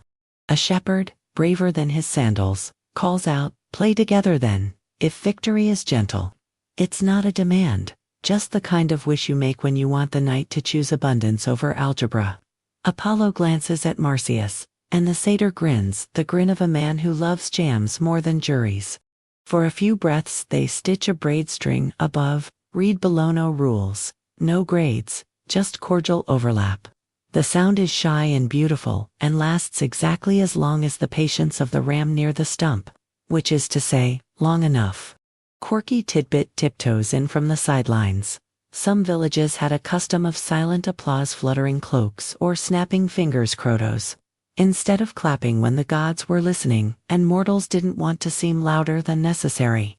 A nymph here quietly flutters the edge of her shawl. 3 elders copy her. The gesture reads like gratitude written in lowercase. Historians still argue whether the myth always favored Apollo or whether older local versions let Marsyas win in spirit, if not trophy. The potter whispers, now employed as your conscience. They also debate whether the tale is a culture war city string versus country pipor, a hubris caution wearing reeds and laurel, or a parable about craft meeting constraint and getting along badly until they don't.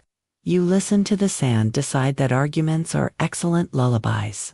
The sprite raises her hand again, not to silence but to settle. Honors, she says, and places the second laurel on the stump as if it were a well you can drink from later. For the player whose breath kept the ground dancing. Marsyas bows to the wreath but doesn't take it. He touches it with 2 fingers like a man greeting a shrine and then steps back. In some stories he takes a different souvenir later. You will let those stories arrive on their own feet. Apollo, who could be insufferable at this exact second and chooses not to be, retunes a single string by the smallest fraction of a thought and then offers the plectrum to the sprite for the shrine that exists because someone will definitely invent it tomorrow. She hangs it on a laurel twig and the twig looks smug, which is botany, for newfound purpose. Midas is not done. By which I mean he has the kind of personality that enjoys letter writing to the editor.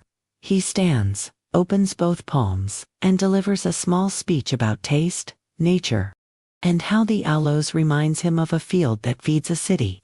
while the lyre reminds him of the city writing a poem about the field. It is not unreasonable, and it is also not the verdict. You watch his words land on the bank and slide toward the reeds, where all words eventually go to eavesdrop. Someone no one will admit who sings a line of Pan's tune under their breath, the way partisans hint without heckling. The sprite pretends not to hear because hearing would be work and the work is finished. The nymphs steer the conversation toward food the way smart people do when philosophy threatens to outlive everyone's glucose. Joke 2 leans over, gentle as a shawl. You tell yourself you're mature enough to accept results gracefully, and then begin planning a very civil group text about judging standards with 8 bullet points and 1 meme. The light adjusts half a step toward after. Torches are trimmed. A handful of people stand to stretch the opinions out of their knees. Apollo drapes the laurel over his arm instead of his head, which is a mood, 1 part humility, 1 part hair care. Marsyas tightens his reed binding with the absorbed tenderness of someone who loses himself in maintenance. He is not sulking, he is thinking, which is more dangerous than sulking and less noisy. Mainstream fact drops 1 last pebble of context. In some tellings, Midas earns an extra lesson for preferring pipes, no spoilers yet. But a barber will later have feelings about reeds and secrets. The story is good at reminding kings that taste can be costly, even when it's honest. Historians still argue whether the scene here belonged to Selene, Apamea, near the source of the meander, or to Lydia proper. Whether the river was always part of the cast. Whether Roman poets added spice to a Greek dish. Your potter adds, now speaking like someone whose kill cools slowly and prefers companions. You file the place names away like stones you might skip later. The protests fade like candles chosen to last only until the stew is ready. Someone ladles barley into bowls. Someone else passes figs in a basket that has personally seen several epics made so. The crowd's energy shifts from argument to tending friends check each other's ankles. Mothers collect shawls from shoulders that forgot they were attached to bodies. The goats put their heads down in a unilateral agreement to forgive the whole species of judges by morning. Joke 3 curls at your heel. You promise to stop replaying the decision the way you replay conversations from 5 years ago. Your brain says, of course, and drafts a 12-episode series titled What I Should Have Said. The sprite surveys the clearing like a bookkeeper counting breaths. We are not a court so much as a porch, she says, and you feel the night adopt the word as a favorite chair. Apollo lifts the lyre 1 last time, not to play but to thank it. A palm on wood, the way you touch a doorframe when you leave a house you like. Marsyas bends toward the reeds and breathes out not a note, just ear in the reeds, who've been dying to gossip. Reply by rustling tomorrow over and over, until the word becomes a lullaby. The verdict doesn't end the night. It changes its temperature. Conversation drops to a simmer. Torches shrink to coins. And the river returns to the business of being a long, articulate sentence nobody else needs to finish. You tuck your legs under. Feel the quiet settle like a blanket that smells faintly of resin and water, and let your pulse adopt the after. Slower, steadier, content to let music rules. And pride stack themselves neatly on the bank like bowls drying in a morning sun that has not yet happened. The crowd loosens like a knot remembering it's also rope. Lanterns earn their commas. Shawls find shoulders. Goats start the long administrative process of being somewhere else. The sprite thanks the bank in a way that you decide is traditional, 1 fingertip on the sand, 1 on the laurel.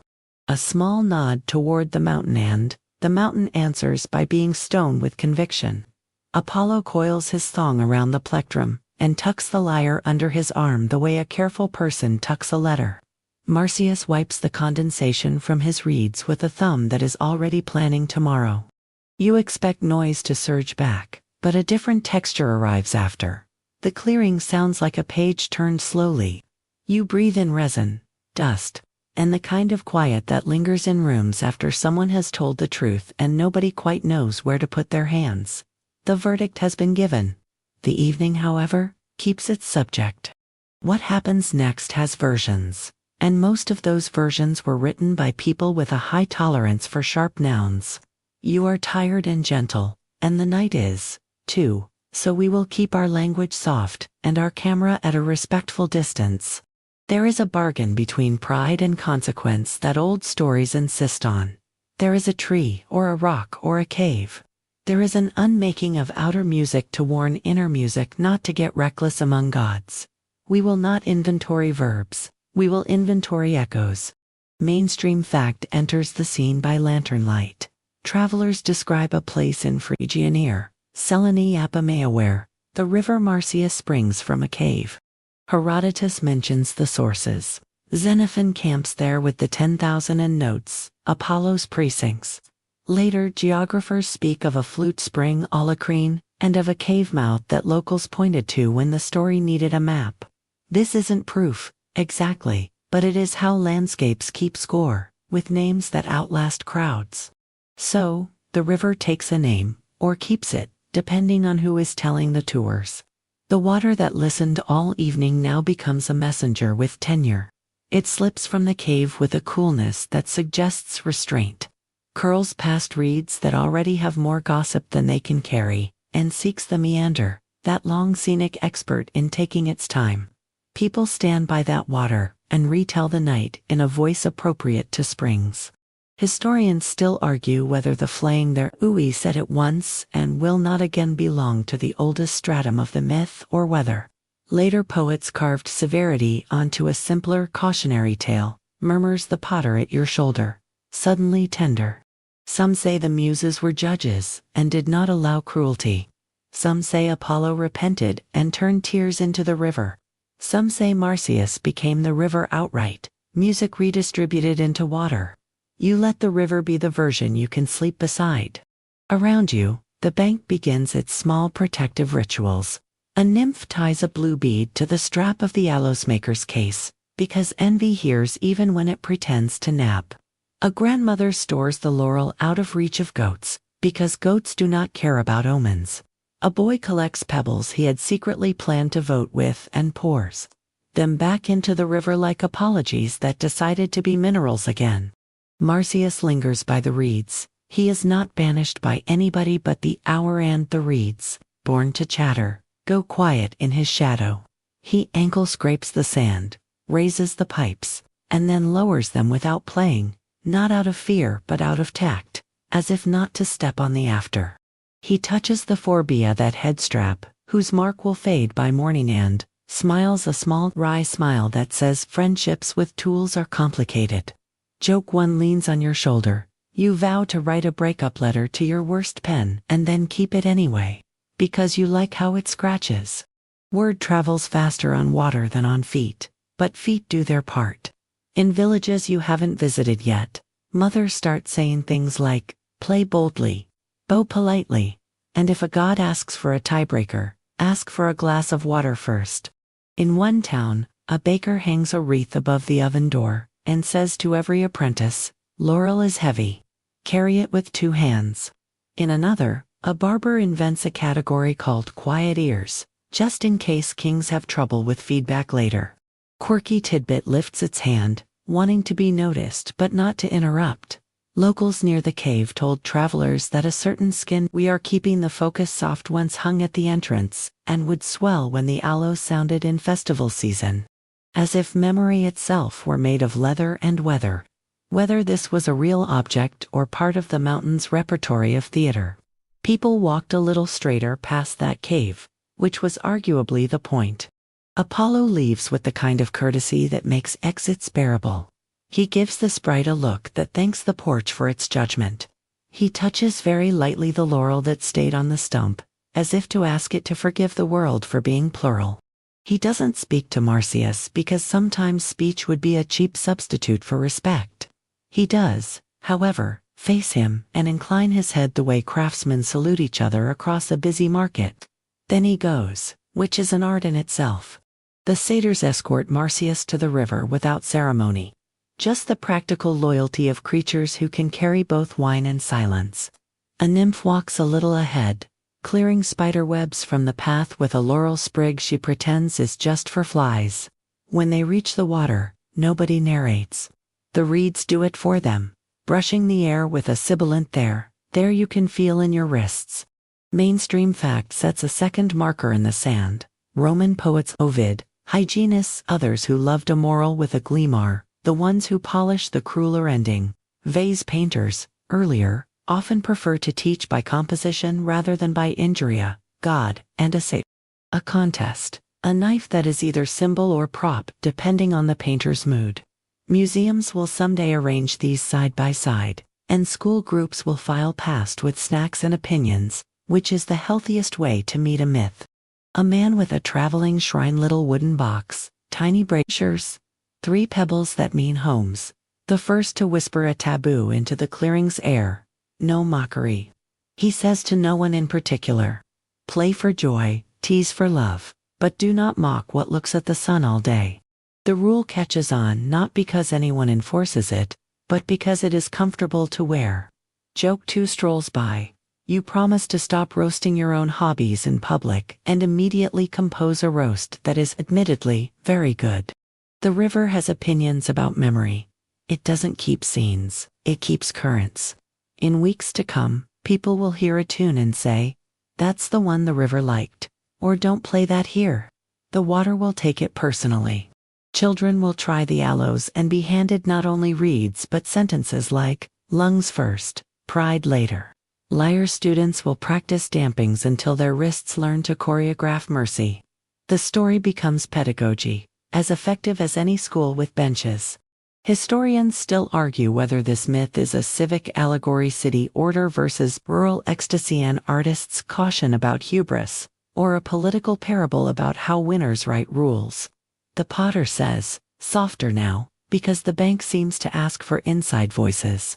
A few point out that instruments themselves don't have morals. Players do. The story keeps our mirrors polished. You nod because your face, caught briefly in water, looks more thoughtful than usual, and you decide to trust optics this one time. You drift with the dispersing crowd toward sleep. On the path, someone has left a no-number slip wedged into a Lorela recipe for behavior rather than for music. Tune before talking. Breathe before promising. If you win, share. If you lose, walk by water. If you judge, eat first. If you play, thank your teacher. If the reeds rustle, they are not always about you. You fold it into your sleeve next to earlier slips about cups and foam, and the paper inventory of your night perks up like a well-fed sparrow. The last lamps go down to embers. The flute spring keeps its temperature. Upstream, the cave breathes a little mist, which is what caves do when they are running complicated clocks. No one else needs to know the time of downstream. A fisherman decides to prefer silence for 1 hour before dawn, purely as research. The ram near the stump chooses forgiveness, because hay will be delicious in the morning and resentment is not. Joke 3 yawns and puts its head in your lap. You promise to be humble tomorrow, then negotiate a late start with yourself in superbly unhumble terms. The reeds laugh kindly and tell you to try again after breakfast. You look back once at the clearing.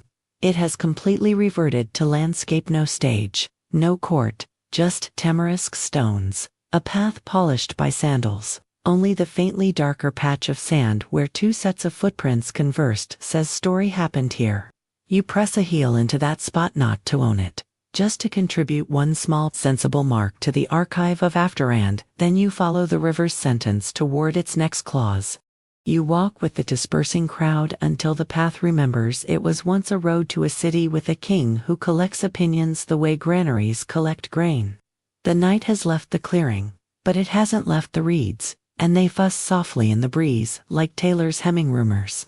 You follow the hushed-down valley to where Midas sleeps with rings on latecomer, earnest talker, volunteer juror, and you can't help thinking of his voice on the bank. The pipes sound like country, the strings like law. Opinions are warm until morning asks them to wear consequences. In the dark, a door opens in that careful way prosperous houses have, so the hinges don't have to perform. In slips a barber, not the royal one. Just a man with respectable scissors and the burden of a secret heavy enough to tilt his head. He has seen the king bareheaded. And bareheaded the king has ears that do not match the usual blueprint. Long, alert, comically noble if you're kind, donkey if you're not. The barber has been paid to cut, and to keep quiet. He can do one of those things indefinitely. The other bends him into a question mark. He tries first to swallow the secret. For several days he eats bread like a man trying to use crumbs to plug a dam. He knots his scarf tighter, as if his neck could serve as a lid. He fails at both. When a secret has decided it is a river, it would prefer to be treated like water channeled, not corked. You trail him out of the city at first light, all the softness of dawn under your feet. As he finds the bank nearest the least inquisitive patch of reeds, he digs not a trench, not a grave, just a pit, big enough for a confession. The shovel works the ground with that reluctant sound soil makes when it realizes it is about to learn something. He leans over and whispers into the hole with his whole body, as if the earth were hard of hearing. King Midas has donkey ears, he breathes, and the sentence falls like a sigh that has finally found a bed. He covers the pit, pats it twice in that excessively human way we pat things to suggest closure, and goes home to cut hair without shaking. Mainstream fact rolls by with a steady candle. There was a historical Phrygian kingdom whose capital at Gordian left humely mound graves, so large you feel their arguments with the skyline. Archaeologists call one tumulus the so-called Midas Mound, where a 9th century BCE burial chamber held a princely funeral feast under masses of timbers. Assyrian texts mention a Meta of Mushki, who looks a lot like a Midas in a different language jacket. The mythic Midas stretches across centuries like a cloak thrown over stones, but the stones are there and stubborn. The barber sleeps well for 3 days, which is how you know the secret was a spring, not a jar. By the 4th day, shoots rise from the patched earth, reeds again, hollow and opinionated. When wind arrives, and wind enjoys a stage as much as any satyr, the reeds take a deep, gossipy breath and breathe out the world's most impolite song. King Midas has donkey ears. They don't shout. They do not need to. A whisper repeated long enough becomes architecture. Shepherds hear it and decide they misheard. Children hear it and decide they'll test the refrain against the goats. The goats, to their credit, keep pastoral counsel. Historians still argue whether this motif belongs first to Midas or whether it's weathered stone handed down from older stories. Irish tellers will someday let Labraid lowing Seach grow horse ears, and his barber also confesses to earth. Anatolia might claim the earliest version, or perhaps the tale is a mythum that migrates well. King has secret, artisan knows. The ground carries what mouths can't. Either way, the reeds are professionals. You pass a potter's yard where a boy hums the reed song under his breath, and his mother swats the tune out of the air with a rag. The pots, being ceramic and therefore permanent, do not record it. Down a lane, 2 weavers beat their looms a shade faster than yesterday. Rhythm alters when monarchs sprout metaphors. In the market, a flute maker sells red bundles cut from a different marsh and swears by their discretion. Quirky tidbit waves cheerfully from a stall that sells everything if you're patient, in one small town. Wedding musicians supposedly tuned by listening to reed beds at dawn. If they whisper kindly, the fiddler said, the bride's uncles will behave. On mornings when the wind's mischief got the upper hand, bands carried an extra grape in their pockets as a bribe to the air. Whether this works meteorologically is irrelevant. The reeds appreciate snacks. Back at the river, you practice keeping your own face calm in the ancient art of second-hand embarrassment. You picture the moment Midas found a mirror and a helmet no longer covered the unusual horizon of his head. Myths are unkind to kings who confuse taste with law. They are also notoriously short on grace. Yet, even in the stricter versions, I suspect the king didn't choose his ears the way one chooses fabrics. The ears happen. The interpretation is what stings. Mainstream fact returns in a different hat, on coins and reliefs. Greeks frequently signpost Midas by donkey ears, the visual shorthand doing exactly what a meme does now, compressing narrative into a head accessory. Meanwhile, the Lydian River holds another Midas story, the one about a golden touch washed away in water, suggesting that the peninsula owns at least 2 kinds of cautionary hydrology. The region knows how to put a moral on a map. A court day dawns. Midas arrives in the throne room under a cap and a look of a man hoping the world will have the decency to maintain its illusions. Courtiers perform the polite blindness palace life requires. Real life has barbers. Though, and barbers eventually have wind, a breeze sneaks through the colonnade, the reed song reaches marble, and suddenly opinions have echo. The king freezes. The barber considers emigrating to a profession in which clients are bald. Joke 1 drifts by with its hands in its pockets. You swear your own secrets are safe. Then remember your houseplants have absolutely overheard you narrating your to-do list out loud in a tone that was not kind. In some versions, the king punishes no one. He just sulks into legend and lets the reeds do public relations. In others, he seeks a cure or a covra better cap, more elaborate hair. An upped stipend for barbers willing to sign waivers, methods familiar to all mortals with inconvenient bodies and jobs that require public faces. A few sharp-tongued storytellers give him a burst of rage that ricochets through the city. Our path prefers the quiet ending where everyone adjusts without inventing new graves. Historians still argue whether the tale attached to Apollo at all in the earliest layers.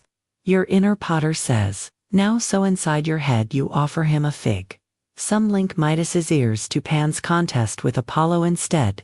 The king votes for pipes there, too, and earns his appendages as a footnote to taste. Others tie the ears to this Marsyas night, to keep all reed-related morals under one laurel. The debate smells like honey cake cooling near a temple suite.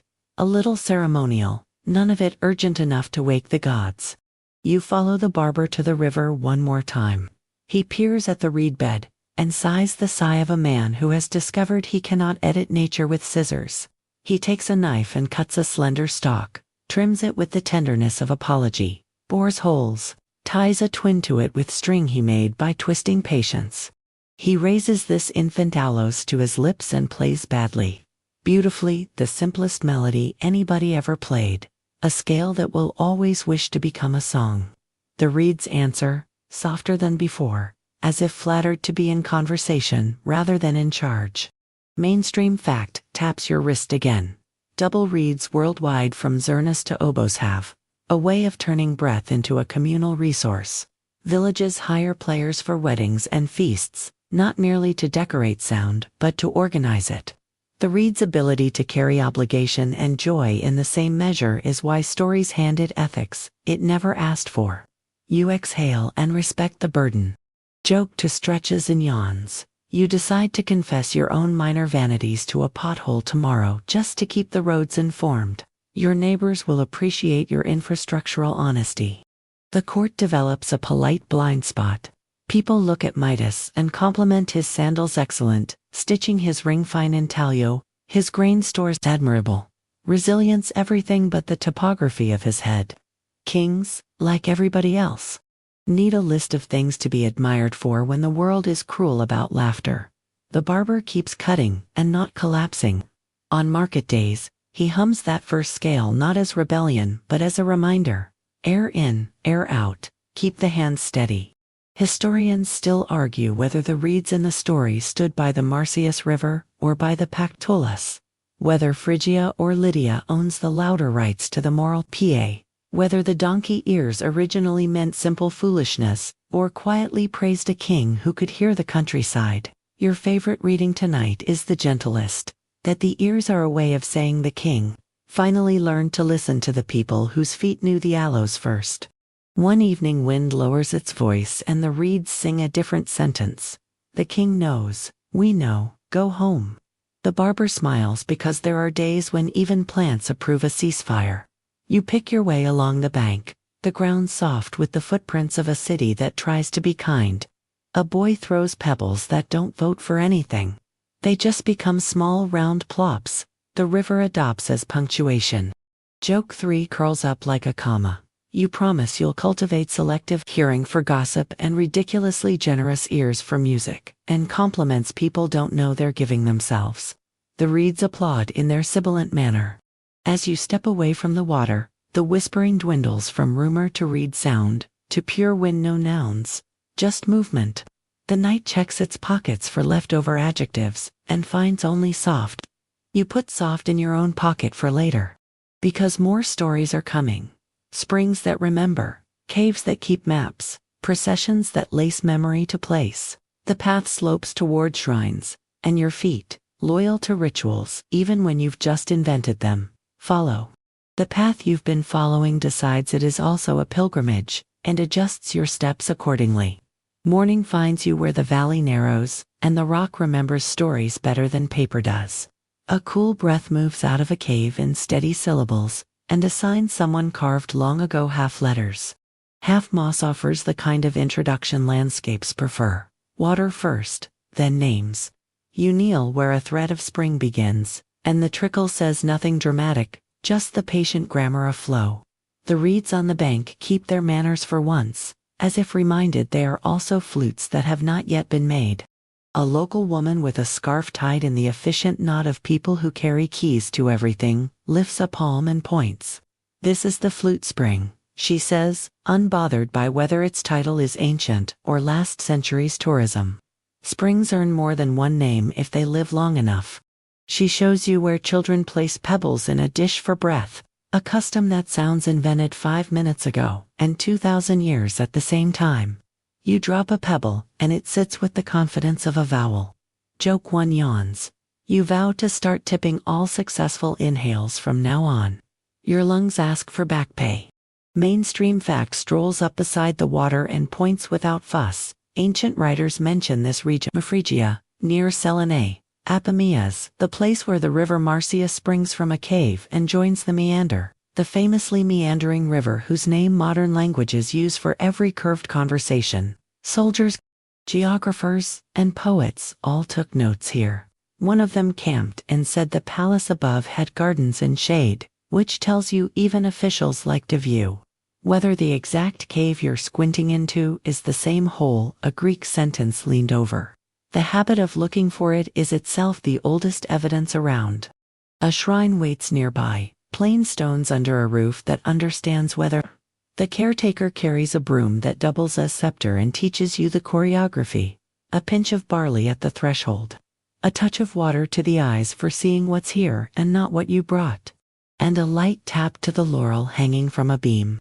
The leaves pop a tiny crackle, a parlor trick the Greeks liked enough to call omen. You smile because small sounds doing big symbolic labor is your favorite subgenre of reality. Historians still argue whether this was always an Apollo-only address, or if local powers, river spirits, Mother Kybele mountain shepherd gods shared the lease first. The caretaker confides, happy to host a debate along with your curiosity. A terracotta relief on the wall, river god half reclining, aloes in the border, lyre in the corner, solves nothing and comforts you anyway. The stone says the land remembers both instruments even when stories take sides.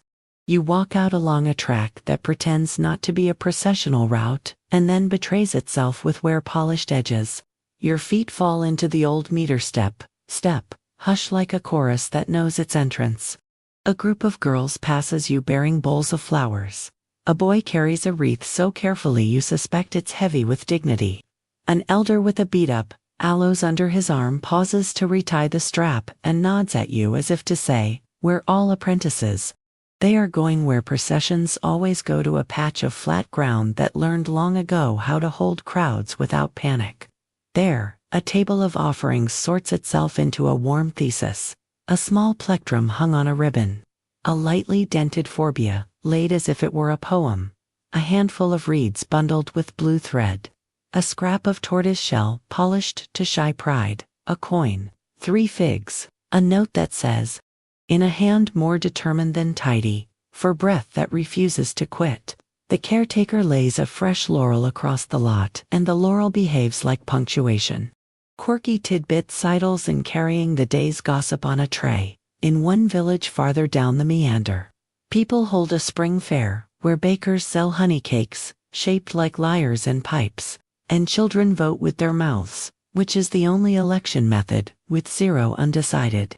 The rumor says the pie chart leans toward pipes on windy years and lyres when the air is still, which is as scientific as any myth needs to be on a Saturday. The festival here is modesta, hymn sung without bravado, An old man reciting the names of hilltop springs like cousins. A young woman setting a clay cup of water in the grass for travelers who might arrive after the singing stops. You notice an empty niche in the shrine wall, dustless in the center, as if something recently stood there. The caretaker explains that plectra and reeds go on loan. When a musician in the village breaks theirs the night before a wedding, the shrine smiles and lends one no contract, she says, just return it with thanks. The practice tastes exactly like grace. Down the road, another spring sits under plane trees and keeps a different register. The water is fast and argumentative. Voices carry here as if the air specialized in rehearsals. The locals call it alacrine, in a language that learned its words from Greeks and turned them a little sideways. Someone has left a reed flute propped on a stone. You know better than to play a stranger's instrument, but you lift it and let one breath pass through like a test. A single note lands and immediately goes to find friends between the trunks. Joke to curls around your ankle. You promise to be a responsible adult and then immediately consider forming a band with 3 trees and a creek. Mainstream fact loosens another ribbon. In the Hellenistic and Roman periods, cities adopted myths as civic assets. Coins carried figures, theaters staged episodes, festivals stitched local pride to a pan-Mediterranean calendar. A place with a named spring and a remembered contest could anchor processions that blessed vines, anniversaries, and crop schedules. A myth, in other words, doubled as public works. You stop at a boundary stone where someone once chiseled a warning about keeping paths clear on festival days.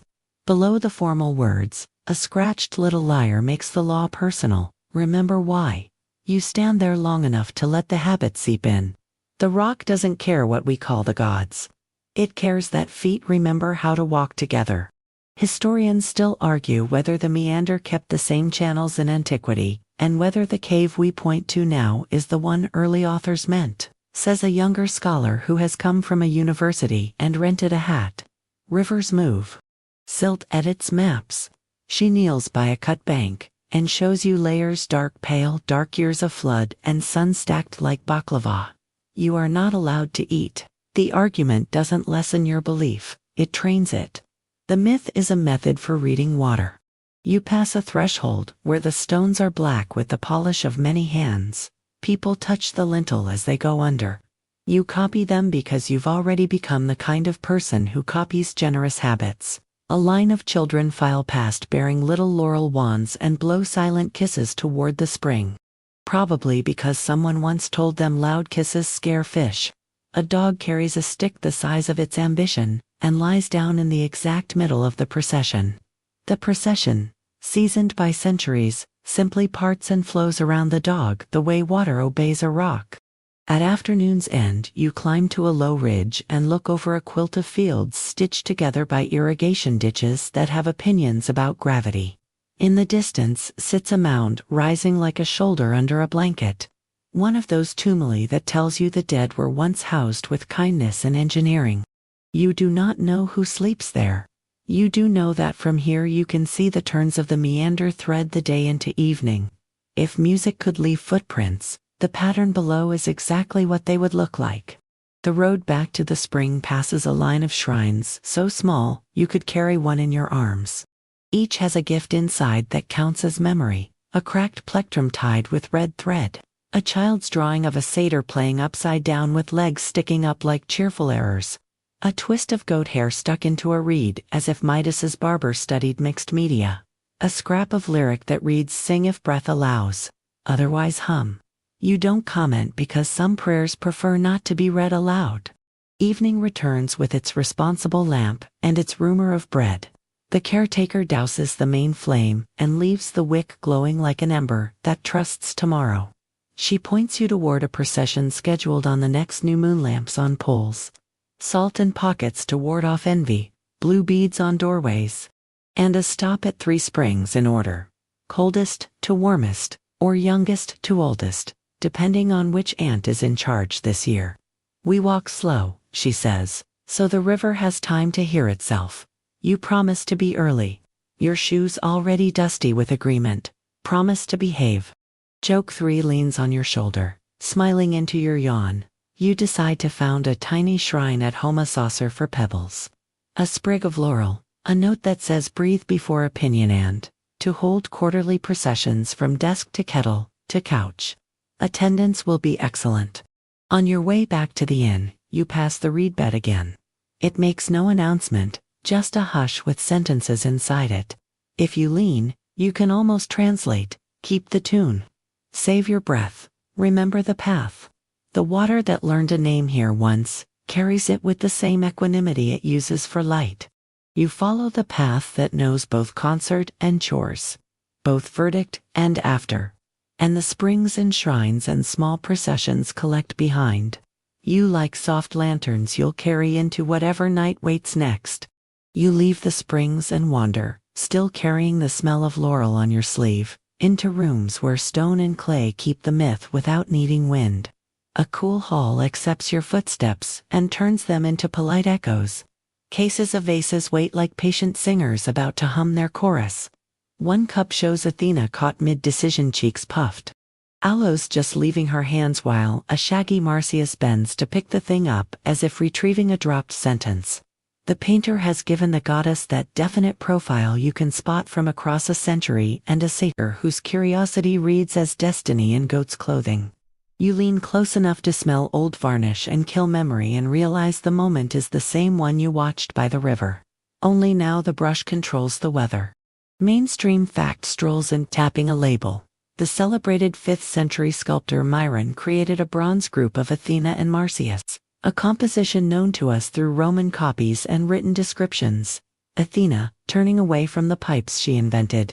Marsyas reaching, fixed the myth's pickup instant into a lesson with ankles.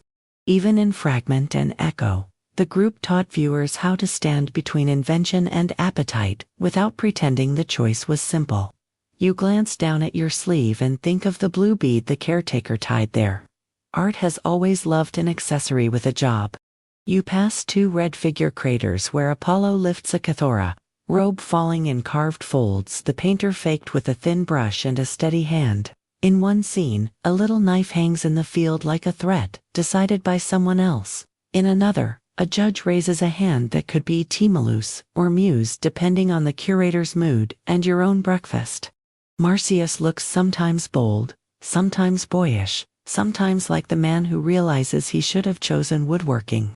Historians still argue whether painters aimed for moral clarity, city order versus rustic exuberance, or enjoyed ambiguity enough to let satyrs look sympathetic and gods a little stiff. Your inner potter whispers, approving both outcomes on principle. You find an Apollo Cytheridus god standing Kithra, big as a torso. Plectrum tethered with a thong, and the marble has learned to pretend it weighs nothing. The fingers hover over strings like a promise articulated in knuckle. A satyr Marsyas in a nearby niche raises a hand and carries a wineskin, the famous Forum Marsyas type Romans, set up in public squares where plebeians gathered. That statue became, over time, a symbol of libertas, of citizens' right to speak awkward truths near power. Mainstream fact nods firmly. A Marsyas statue stood by the Comitium in Rome, a meeting place where petitions and satires clustered. The satyr's lifted arm turned into a shorthand for "we're allowed to say this." You grin because that means a goat-legged musician, moonlighted as a free speech icon long before comment sections needed moderators. Quirky tidbit waves from a wall text. Some Roman pranksters supposedly hung notes or grapes on local Marsyas statues' complaints.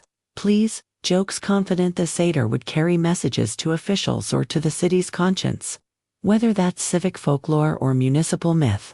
You imagine a forum morning with a satyr exteriorized, like a bulletin board, and wonder what the goats would think of such paperwork.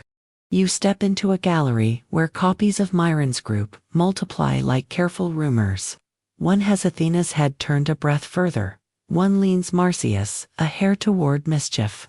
One leaves the aloes absent entirely and lets you supply it with your eyes. Historians still argue whether the original posed Athena in brisk retreat or magisterial pause, and whether Marsyas looked up at her or down at the pipes. A docent admits, happy to let you play detective. You realize you've begun to prefer the versions with a little hesitation carved into them. Hesitation is civilized. The room of canvases wears softer light. Painters from centuries that loved drama line the walls with interpretations: Apollo radiant, Marsyas shadowed, forests leaning in as if they had a vote. A Venetian master gives the scene amber air. A northern one sends blue smoke through the trees. A later canvas turns the moral into theater with more fabric than a royal wedding. You keep to the far side of description because Knight asked for PG-13 in these painters. Brought graduate degrees in intensity. You study the faces instead, somewhere under varnish. You see musicians who have met rules, broken them, and learned the cost of both. Mainstream fact adds a quiet footnote. Ovid in the Metamorphoses shaped the Latin version many painters read: God victorious, Satyr punished, Riverborn, Hyginus Pausanias, and others vary the cast list and the emphasis. The visual arts drink from those lines like thirsty gardens. The moral stiffened or softened according to a patron's taste and a town's weather. You stroll past a case of alloy recovered in fragments: bone, ivory, bronze, fittings laid out like instruments dreaming of their mouths again. The label mentions reconstruction projects where makers shave cane, copy hole patterns, test reeds, and discover that circular breathing feels like learning to be an eel. On a bench nearby sits a modern kithara, with pegs tuned to present-day concerts in courtyards. You can practically hear the fingers damping resonance like a mother hussing a blanket. In the next room, you actually hear it. An experimental archaeology group rehearses. The double reads two voices braiding like a conversation that refuses a moderator. The kithara answering with geometry that learned to laugh. Joke one slides its arm through yours. You vow to start a playlist called Gallery Mode, Dorian for dusting, and immediately imagine your mop keeping time like a tragic chorus. A small panel painting startles you by humanizing the moment before verdict. Apollo looks like a man making a responsible decision in public while soothing a pride animal in private. Marsyas looks like someone weighing whether cleverness feels like fairness when you're holding the wrong hardware. You think of the upside-down claws on the bank and feel a twitch of sympathy plant its flag. Rules are also aesthetics. In a corner, a drawer lists inscriptions, dedications of plectra, at shrines.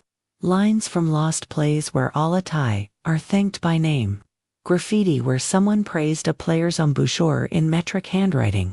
Historians still argue whether certain vases show syrinx instead of aloes for Marsyas, whether that reflects local taste or a painter's visual preference. The card says, you look back at a satyr with a ladder of pipes and decide you can love all the cousins at once. Quirky tidbit puts a hand up like a student with an extra fact. One Byzantine scribe doodled a tiny satyr beside a psalm, piping with cheeks puffed like a cherry, as if to say that even in centuries allergic to pagan parties, the shape of this music refused to stay out of the margins. You picture that scribe trying not to smile in a quiet room, and failing politely.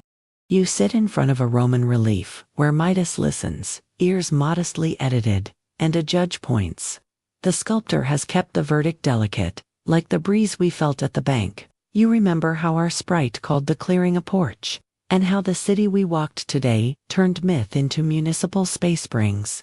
Shrines, fairs, boundary stones doodled with lyres. The players here are not only gods and satyrs. They're potters, painters, poets, reenactors with reed knives tucked behind their ears, and caretakers who lend plectra like libraries lend hope. A guard strolls by with the gait of someone who knows what marble weighs and what silence does for people. He nods toward a case of blue beads retrieved from a riverside stall and says, against envy, as if the glass itself understood jealousy. You tap your sleeve where your bead sits and find that it has quietly adopted the job of souvenir too. Joke 2, confessing its preferences. Declares it is team both pipes for mornings when your brain needs oxygen. Strings for evenings when your sentences need structure and your feet. Critics with tenure, vote I buy, not moving. Before you leave, you take one more slow lap past Myron's moment the turn. The reach, the quick intelligence on both faces and realize the scene is the myth's hinge. A goddess invents and walks away. A satyr inherits and walks forward. The whole story hangs there, balanced like a plectrum on a finger, forever about to tip toward song, pride, rule, consequence, river. If the painters crank up the moral and the poets pinch it, the sculptors often give you the pause, and the pause is where sleep lives. Historians still argue whether viewers in antiquity read these images as warnings or celebrations, whether Marsyas in the Forum preached libertas louder than Apollo preached measure. Your inner potter muses one last time. You decide the safest answer is yes. Art does not ask you to choose between breadth and order. It asks you to notice the beauty that arrives when each tries not to bully the other. Joke 3 takes your hand like a sleepy child. You promise to buy a postcard of a satyr and a postcard of a Kithra, and put them on your fridge with the magnet that says breathe before opinion. Your kitchen will become a tiny forum. Your casseroles will receive fair trials. You step out of the gallery into the low, honeyed light that always arrives when museums let you go. The evening smells like paper, stone, and someone practicing scales 2 streets away. You follow the sound without pretending you aren't, hands swinging, bead warm against your wrist, ready for the last slow portion of the walk laurel shade, shoreline air, and the small, generous way a night closes its own book. You find the last piece of evening under a laurel knot, a grand Apollo grove, just a tree that knows how to make shade feel like a decision. Its leaves tilt, coin bright on one side, mad on the other, and each twist makes a dry little whisper like the museum's crackling leaf trick practicing outdoors. You sink to the ground, back to the trunk, and the bark is the kind of rough that understands spines. The reed bed across the path practices discretion for a change. The river edits itself down to vowels. You tell your legs they can clock out. Your legs reply by becoming scenery. The night has been generous with lessons, and you stack them on your lap the way you'd nest bowls. Breath, string, rule, reply, tie, test, verdict. After, when you nudge the stack, it doesn't fall. It settles a little deeper, as if knowledge were sand and you've finally found the shape of your container. The laurel releases a faint, green basos sigh, and you remember that the Delphic priestess once chewed leaves before speaking. Because oracles like their metaphors literal, mainstream fact drifts in like a quiet docent. Laurel wreaths crowned winners at Pythian contests. The sacred grove at Delphi kept cut branches for rites, and people reported the leaves crackled as omens when shaken. The sound here is smaller, domestic-sized, which is perfect. This is a kitchen myth now, ready for home use. You stretch your ankles toward the reed bed and review the night in a tone that won't wake the goats. Remember Athena inventing and then abandoning the aloes because mirrors don't lie and goddesses prefer brand coherence. Remember Marsyas finding the pipes, learning circular breathing until the valley walked smoother, and being brave enough to enter a rulebook written by someone else. Remember Apollo's lyre laying out ratios that felt like the skeleton of daylight. Then humming a line over the strings as if to show what the mouth can do when it hasn't already signed a lease to reeds. Remember Midas and his very public taste, his ears that may have meant foolishness, may have meant listening, and definitely meant barbers having an interesting week. You don't need to resolve any of it. It resolves you. Historians still argue whether the story started as a simple caution about hubris, or as a civic parable. City order versus countryside energy, or even as a musician's in-joke that collected morals like travelers collect stamps. Your inner potter murmurs, softer now that the laurel ceiling has lowered the room. They argue whether Syrinx ever stood in for aloes in the earliest layer, whether Timolis or the Muses judged first, whether Midas belongs to this contest or Pan's. You nod because debates are lullabies when conducted at a whisper. Across the lane, a night bird tests a 2-note question. You answer by existing, somewhere up the slope. A last Kithora run floats out of a window like a ribbon someone forgot to bring inside. The reed bed adds a polite shiver that could be gossip or could be comfort. With reeds, you never know until tomorrow. Quirky tidbit knocks gently. Some old writers swear laurel was lightning proof that storms swerved around it, and a few cautious. Emperors supposedly wore laurel wreaths during thunder, as if physics took hints from botany. Whether Zeus appreciates the fashion note is unclear, but the superstition wears nicely in a drizzle. You curl a leaf between thumb and finger until it releases that bright kitchen smell, and the scent walks the evening back through the places you've been. The banquet rules condensed like dew. The upside-down clause that turned posture into philosophy. The reading of a mountain whose verdict felt like a breeze instead of a gavel. Your shoulders imitate the river's grammar-long sentence. Gentle commas. Joke one yawns. You announce to the night that, starting tomorrow, you'll be Apollonian before noon, and Dionysian after lunch. Your calendar files a polite protest with your pillow. You think about craft as a kindness you offer future you. How the reed maker's tiny knife saved tonight from squeaks. How Apollo retuned half a thought and made the air sit straighter. How Marsyas measured phrases to the size of a single lung when upside down made ambition meet oxygen. You can work with that. Maintenance, not drama. Breath, not brag. The laurel agrees by existing vigorously. Mainstream fact steps back in with a lantern at waist height. Healing sanctuaries Asclepius invited the sick to sleep in porticos, a practice called incubation. Dreams were recorded and read for cures. Music sometimes helped, paeans to Apollo for plague. Hymns to align mood with body. You like the thought that a world this noisy built rooms where sleep was the official plan. This laurel is almost a porch to one of those rooms. You can feel your bones applying for admission.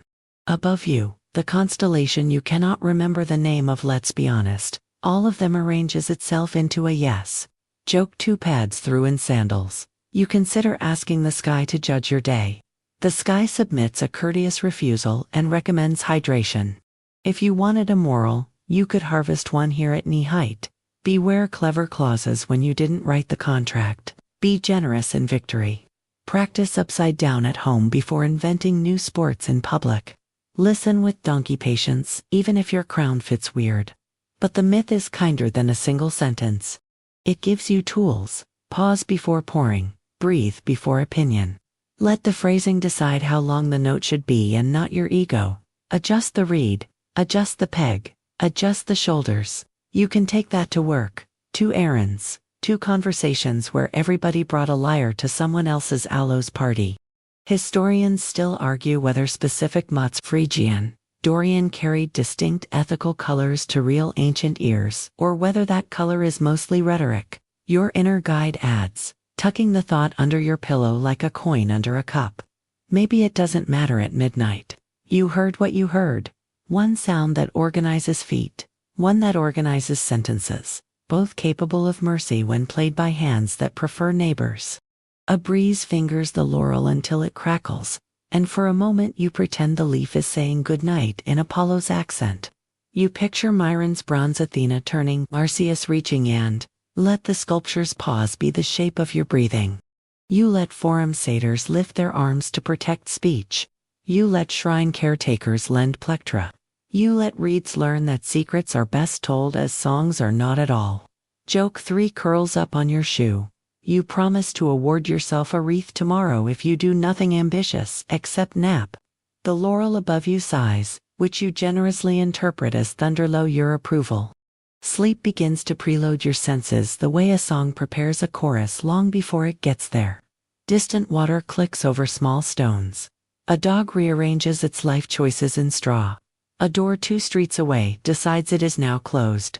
The night bird returns to its 2-note question and adds a third, which is all the permission you need to let your eyelids get heavy in a dignified Hellenic way. You're not deciding to sleep. You're letting evening take the instrument and play the coda you don't need to rehearse. You fold the lessons smaller until they fit in the pocket behind your ribs. Breath, measure, kindness, curiosity.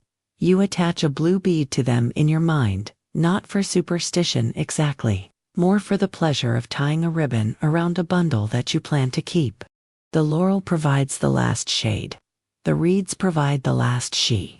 The river carries the last comma into the part of the sentence you're not obliged to read tonight.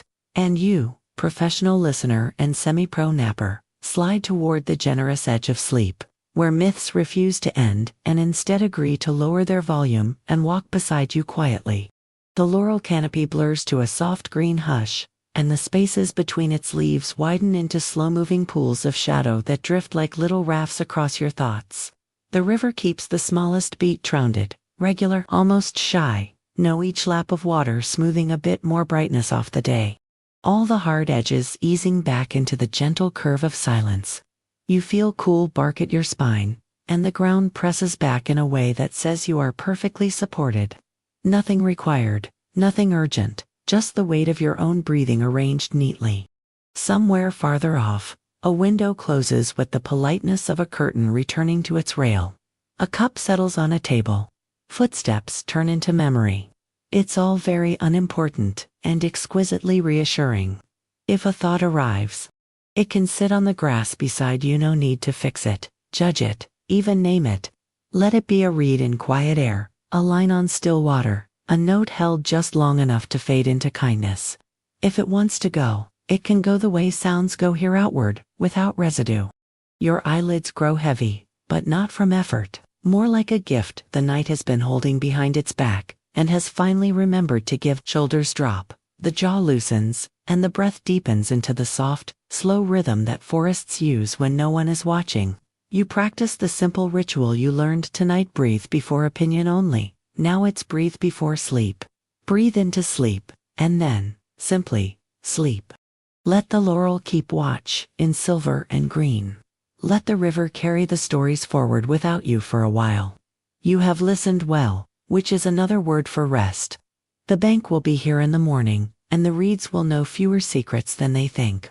For now, it is enough to be quiet, to be comfortable, to be held by a night that understands music, even when there isn't any.